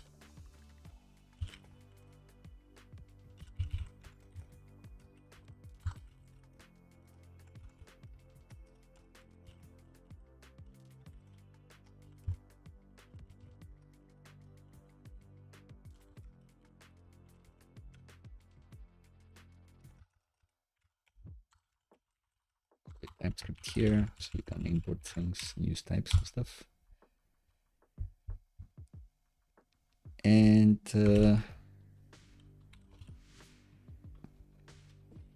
that should still work for the create loot. But if we have this, we can start it with some variables. So for example, this one.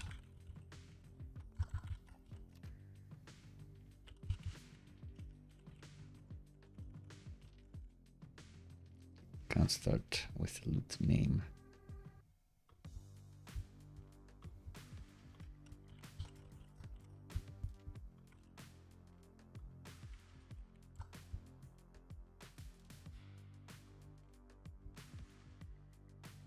All right, promising so far.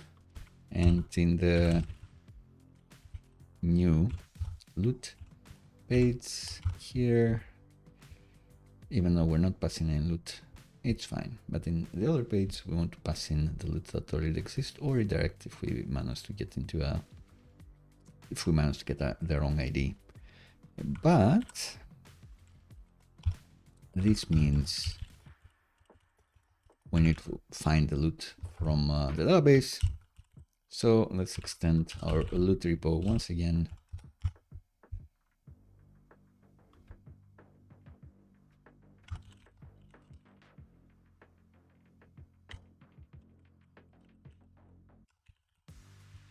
Find loot by ID. Let's be explicit, I guess.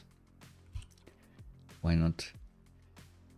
And then in our DB loot repo,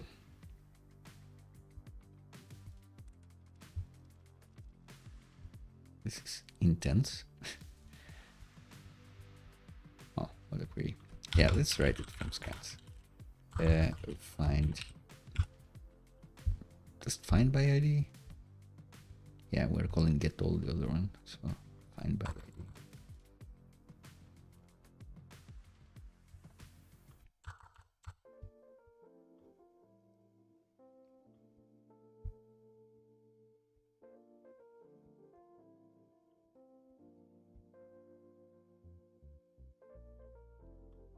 Probably want this select. Well, most of this, to be honest. Hey, this should be this.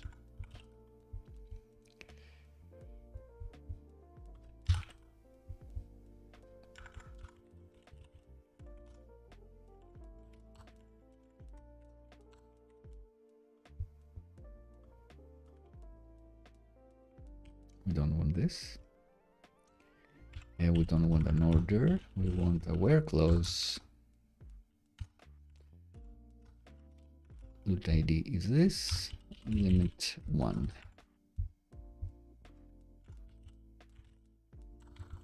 Maybe just return it.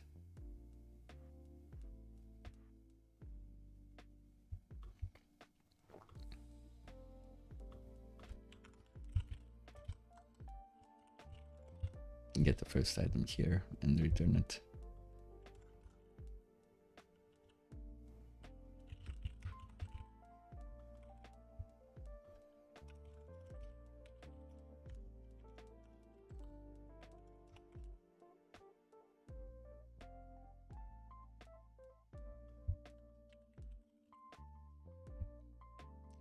All right, so that should work.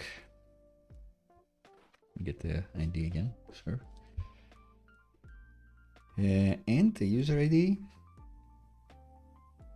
I guess it's fine to get anyone here. Or should we be matching user ID as well? I'm not sure, because people with a different user ID shouldn't be able to use it, to see it. They shouldn't be able to update it. They'd be able to see it somewhere else.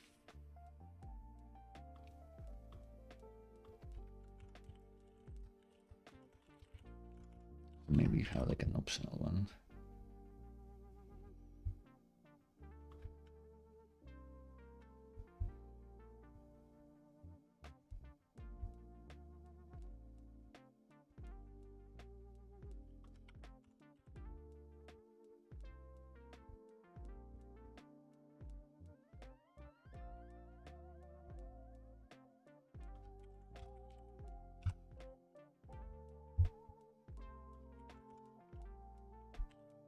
So we definitely want this one.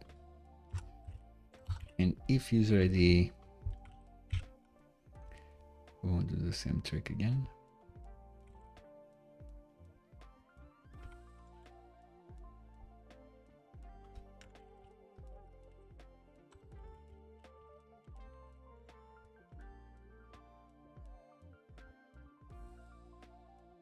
All right, so we've done all of these things. Now we can go to our page server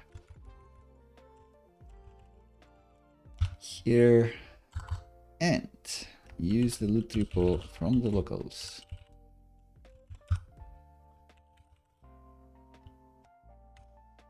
We don't need to stream it. This should wait a bit to see this page. I think that's fine.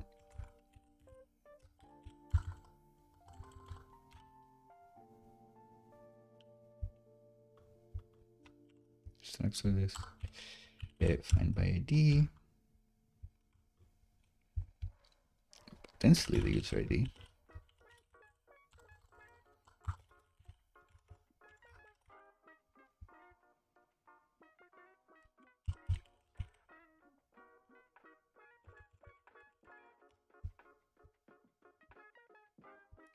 And the ID, of course, we get from the params.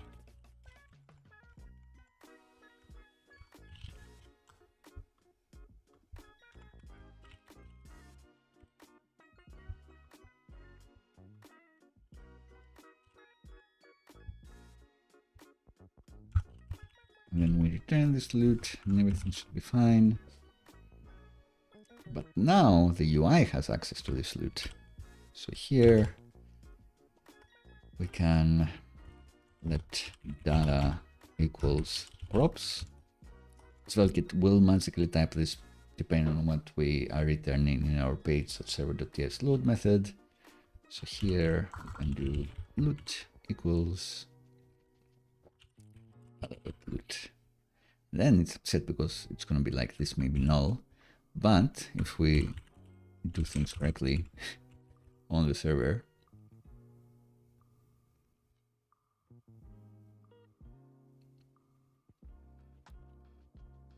maybe we can do like a different math there. We can find the loot. Maybe that's better UX. We'll see. Maybe we don't need the user ID here. I'll think about it. So if no loot, 404, are we doing 404? No? Oh well.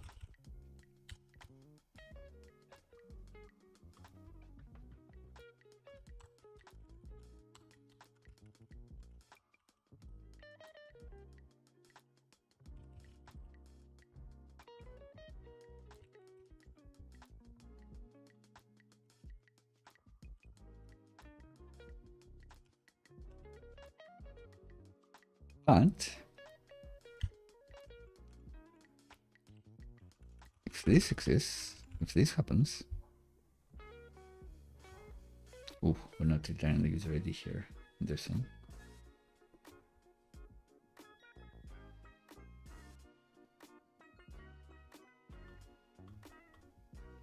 We'll need to resolve that.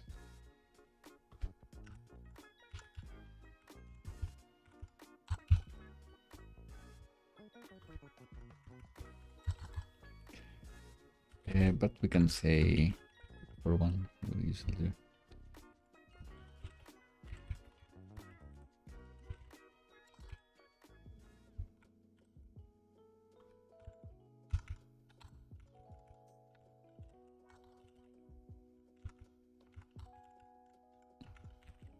You cannot edit this, is what we want to say. All right, so DB.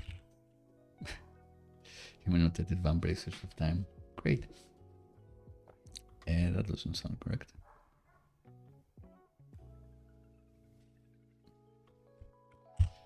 Okay, we're just not returning user ID. That's the problem.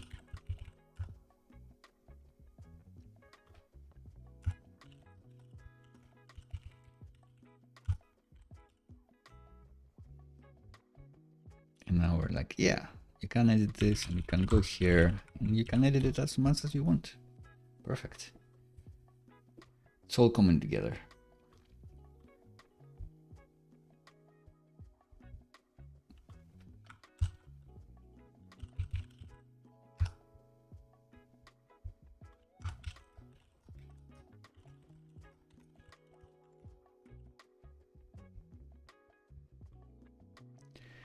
All right, so in the loot form, we need to do the same thing to everything, change the value.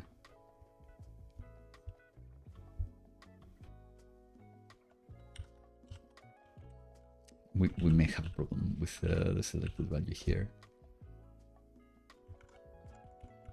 So should this be selected?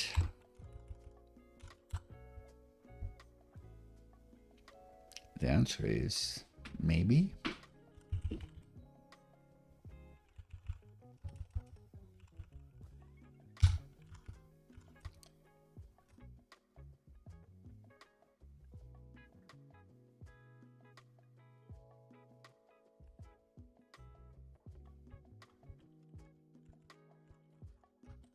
So if there is no loot setting,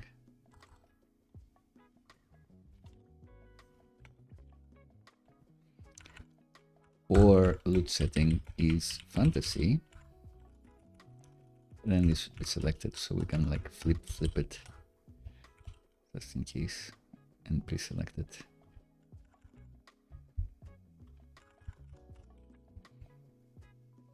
And this one is selected only when the loot setting is sci-fi.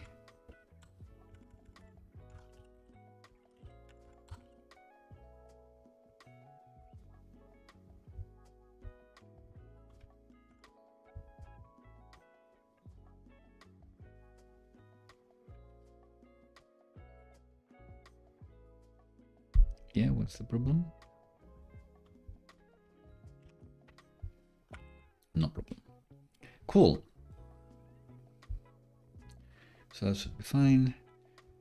And we want similar things for everything. So hook value is this hook. Bam, getting there. Should be fun. Why is it risky?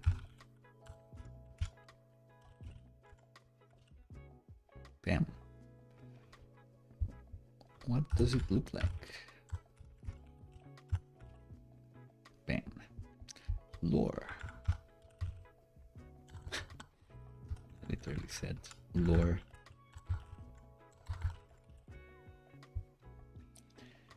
Mechanics highlight.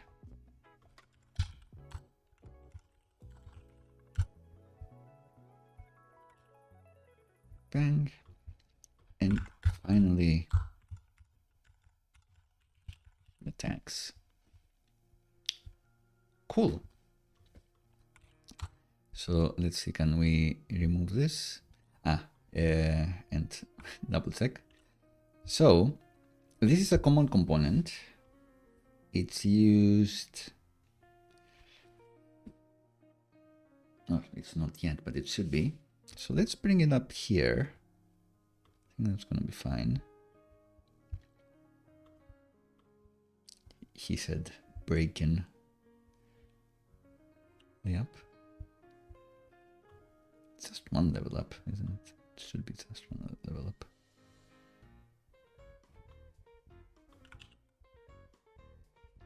Great. And I think even the new page can be using this.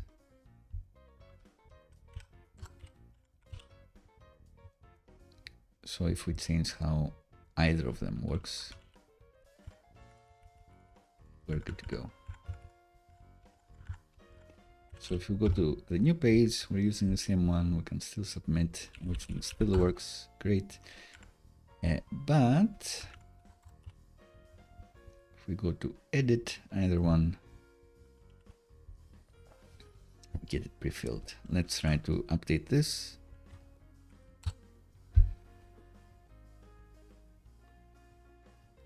Great. Did this do anything? No. Because we're not updating our server action. So let's do that next. So our server action gets to this point where we have the updated loot data, and then does nothing and redirects to the loot page, which is fine. But we want to update existing loot, and that's our final step. So let's go to our loot repo and say that we want an update loot.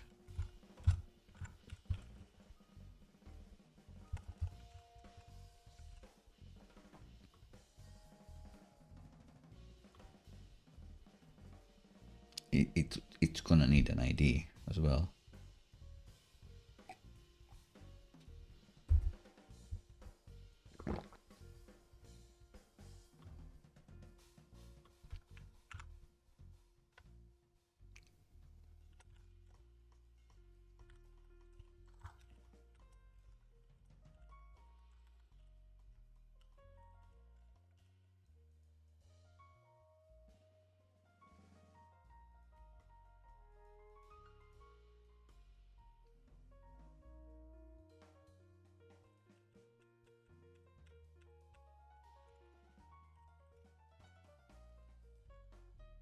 Let's say we're breaking it apart like this.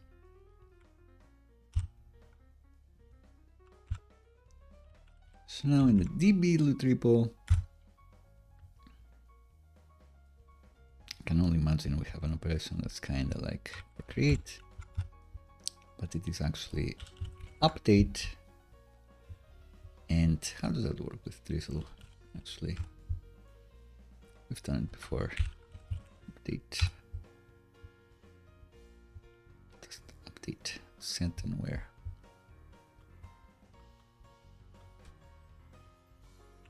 So update the loot table, set the data where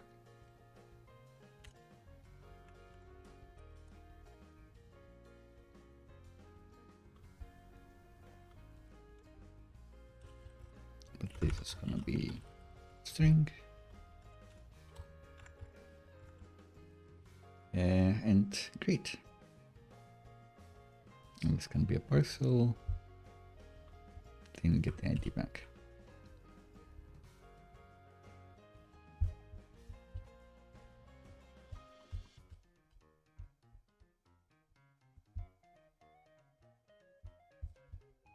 Why did we freak out?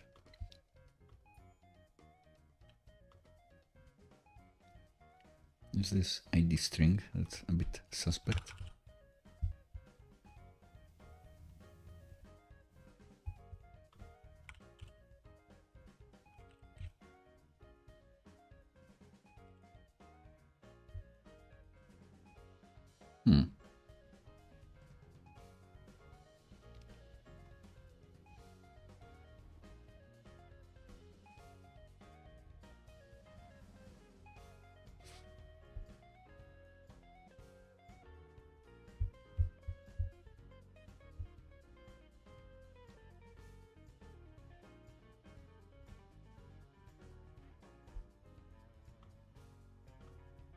Oh, this one. Maybe we don't need to return the ID.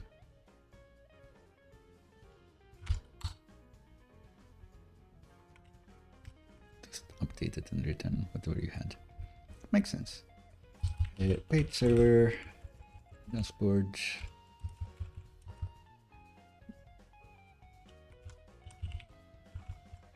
Here. So here we need access to the loot repo. We want to do an update. Great. And then redirect. And I think that's gonna be it. I think it's just gonna work. So if I delete these tags and save, and I go back, they're deleted. Can I add them back? They're added. So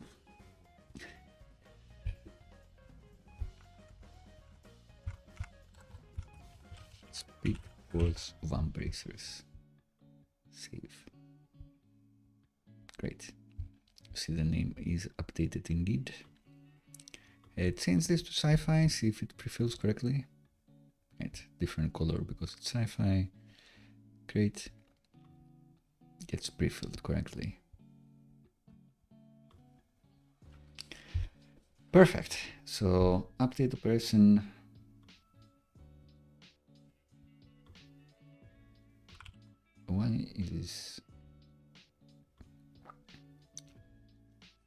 Why does it think that this is never used?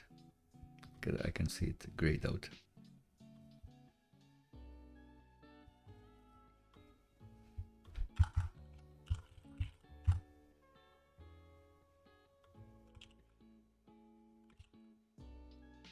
Doesn't really matter which way it's working. You go back to your own table, you can see the two things you have. I think that's it. I think that means this has been successfully updated with our little refactor to use the same form, both for create and update. Great. So last thing, let's delete the ones we don't want. Let's make this work. So for this one, it's just a delete operation, but we only want you to delete ones that you have created, so you have permission. Just to check if this was a different ID, this doesn't exist, then we get a not found. Fair enough. And if someone else has created, you get something else. That's something to work offline. I think that's good enough. I like the accent here of the carré. It's nice. I like this. All right, so what were we saying? We were saying that we want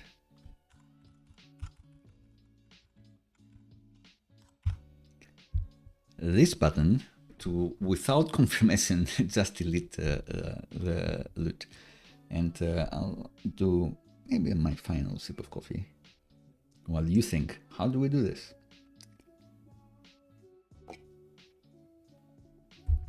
If your answer was form actions yet again, you're right. So let's find where we have that delete thingy. Too many deletes. But we want this one. So instead of this being a link, we actually want it to be like an actual button inside of a form.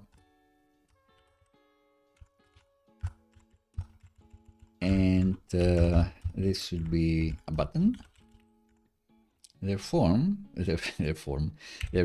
when people click it, it's gonna just submit the form that it's in. And the form is gonna be post, because those are the only two verbs that you should be using, get and post nowadays. Don't use delete, don't use anything else. Don't use space jump. Just make do. Like if it's not a mutation, if it's a query, use get. If it's a mutation, if it causes side effects, use a post. So for that one, just clicking the button should result into that item being deleted. Fair enough. But just because it's a delete operation, I want to use a named form action for this one.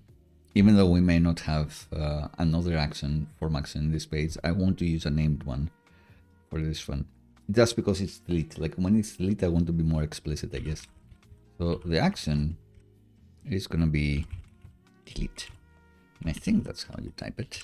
Okay, I always get confused with the SvelteKit form actions, but it looks to be that, like query parameter, I guess.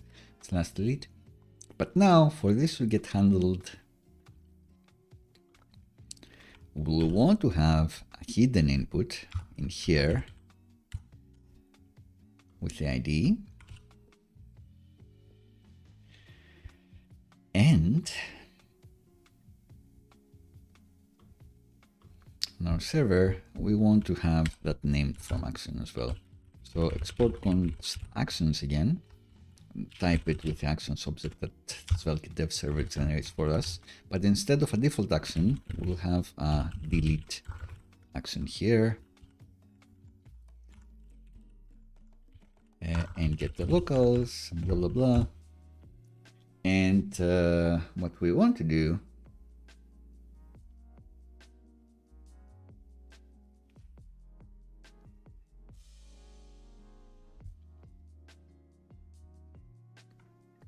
I think that's correct. I think that's correct. We can also enhance that form already.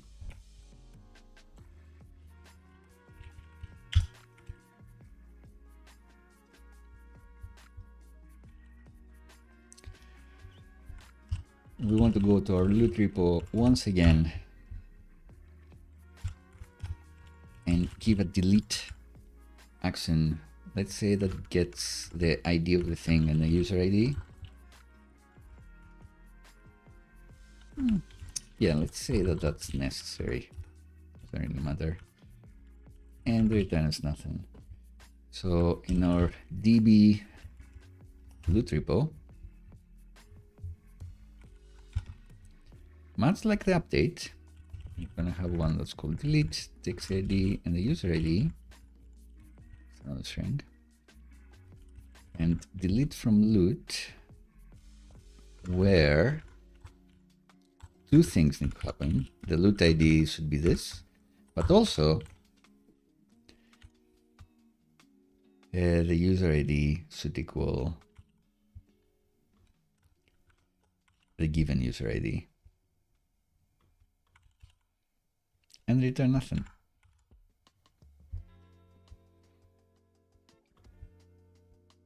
And just have like a limit one, just in case. Does that work? Do you have limits on delete operations? I guess not. Alright. So we won't be checking whether you've actually deleted this, like if you didn't have access rights. I don't think this will fail. It will just say, you know, delete it or not. Yeah, that's fine. You could be returning like 0, 1, true, false, according to whether you successfully deleted or not, and then saw an error saying we couldn't delete this. But, you know, that's like UX improvements, I would say.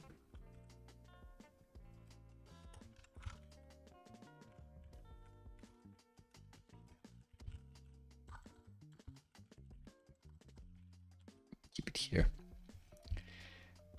So in theory, this should just work. If we go here and we say await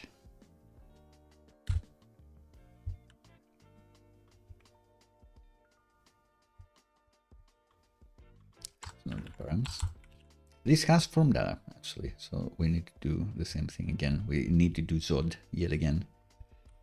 And a similar Zod we've done where in name and profile server. Yeah. Guess not.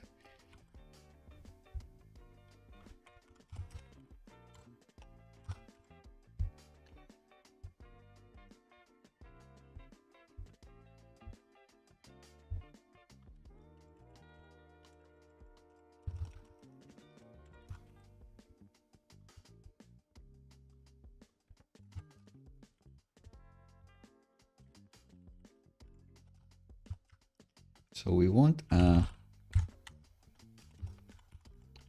delete schema, delete loot form,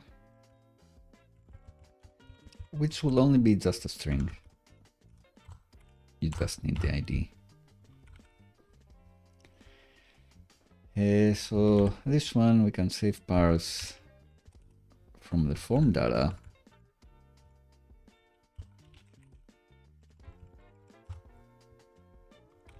From this thing.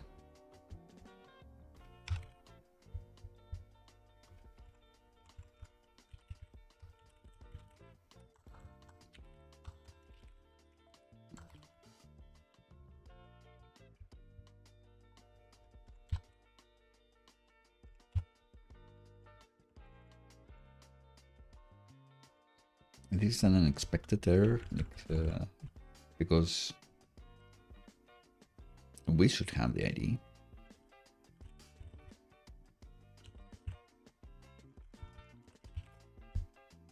But hey, then we can do const ID is validation data and as the ID, and we can do a little error second.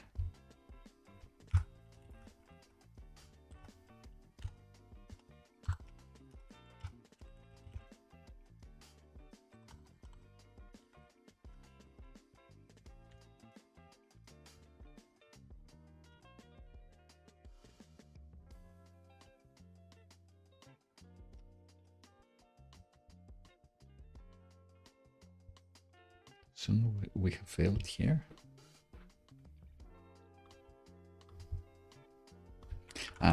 Unlike errors, the fails you need to return. Return fail.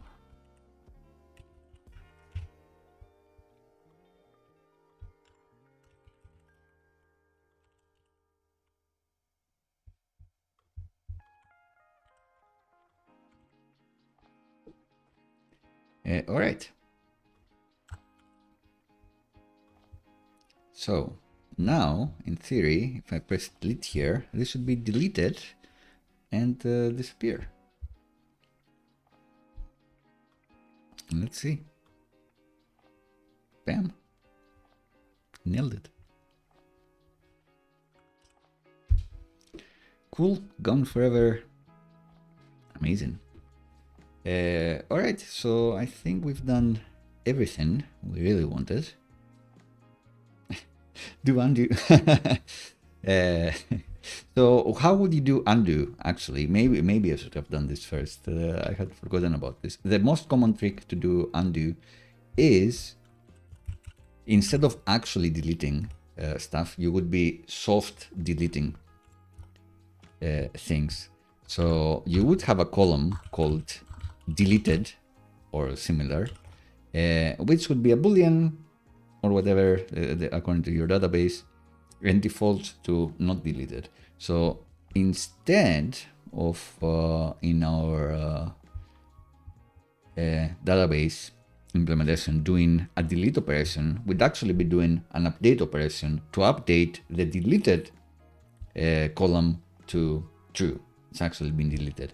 And then everywhere else where we're querying for loot, where we're selecting loot, we also have an extra filter where we say where deleted is false. So that's a way to soft delete, because it's a big reality that inevitably some user, especially if it's software you're writing for a company, someone is gonna say, oh, I didn't mean to delete that.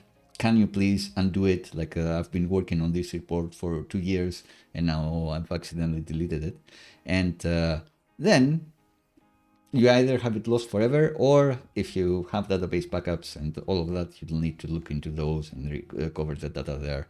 So I do actually have it as a big tip, like have a deleted column to do what is called soft deletion.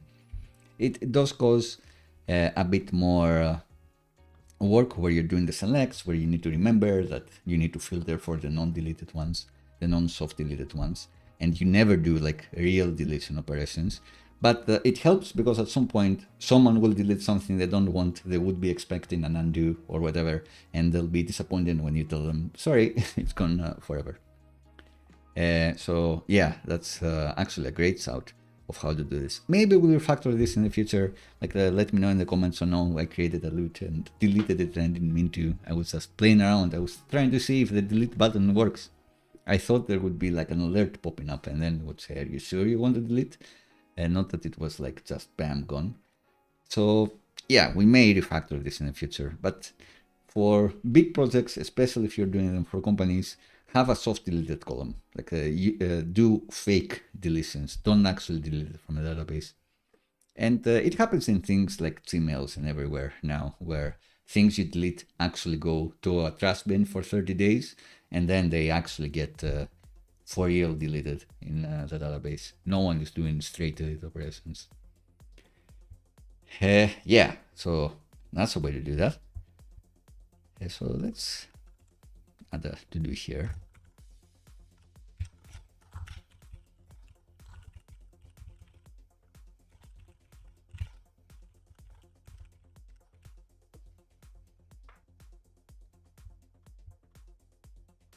And doing that gives you the magic of undo, which always makes people feel safer. If you have like a toast where if you were to press it, then you can undo, and then people feel safer. And that toast would have the ID of, would be another form, which would also have the ID of the thing you just deleted. If the user was to click that one, the undo one, we would be updating yet again the same loot. This time the deleted column would be back to false and it would reappear again. So that's the way to do that, but we won't actually be doing it now. It's a great idea. I'll even add it in the agenda for the future.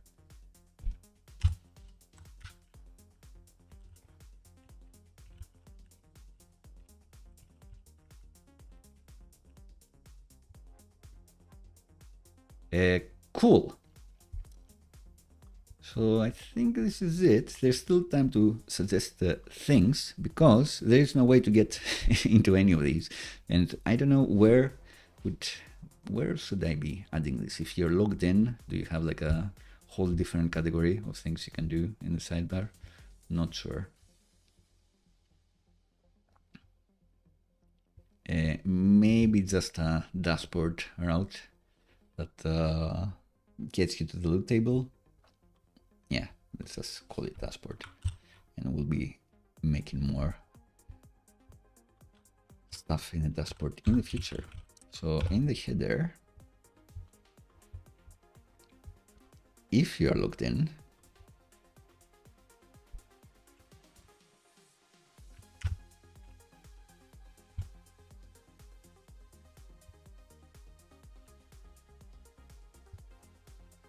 so the if should be on this level.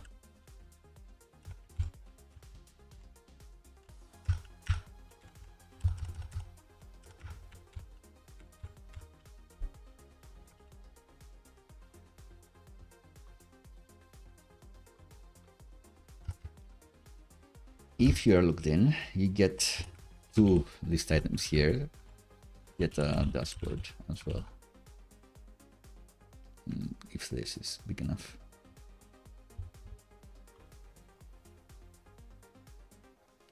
Just about. And where the dashboard actually gets you, it gets you in dashboard loot here.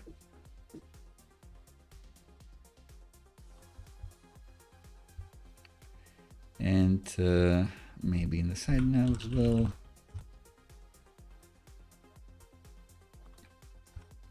Similarly,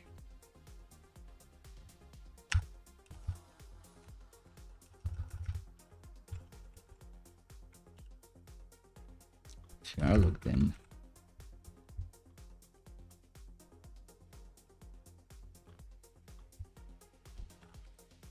you also get the dashboard route.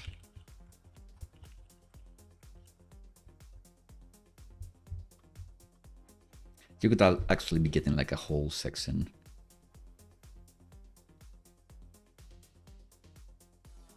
Like we have the fossils, but I'll think about it. We'll see. Great. So now we can get there. Always click the links. We can get there. We have the loot tables here with all the loot. We have the admin loot table and more cool stuff to come. So again, ideas for the next stream could be the favorite functionality. So you look at the loot tables and you want to say, all right, this one, like star this one, so I can see it in my profile, all the saved loot, that sort of functionality. Or image uploads, both for the items, maybe you want to upload your own images, and your profile, your avatars, because I can only imagine now that we have the user information, we will have like an extra column saying submitted by this user, and then you can click and see that user's profile. I think that'd be neat. Right. So I think this will have to be it for today. Relatively quick, under 3 hours stream on Friday. I think especially if we do images, it's going to be longer, but who knows? Like sometimes I think they're going to be medium sized and they're extra long. Sometimes they're brisk. We'll see. I would say image optimization, I will want to talk a lot. I will want to ramble, so maybe it will take a while.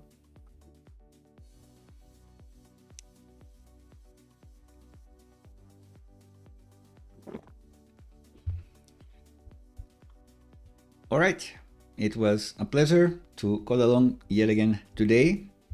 I think this is it. We've migrated this database, so I will just commit and push this to production. So click the links and create your own loot if you wish.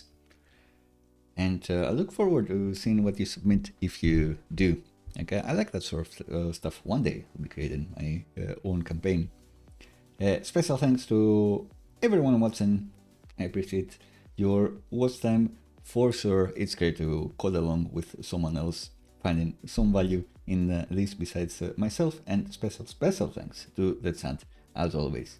Have a lovely evening and see you around.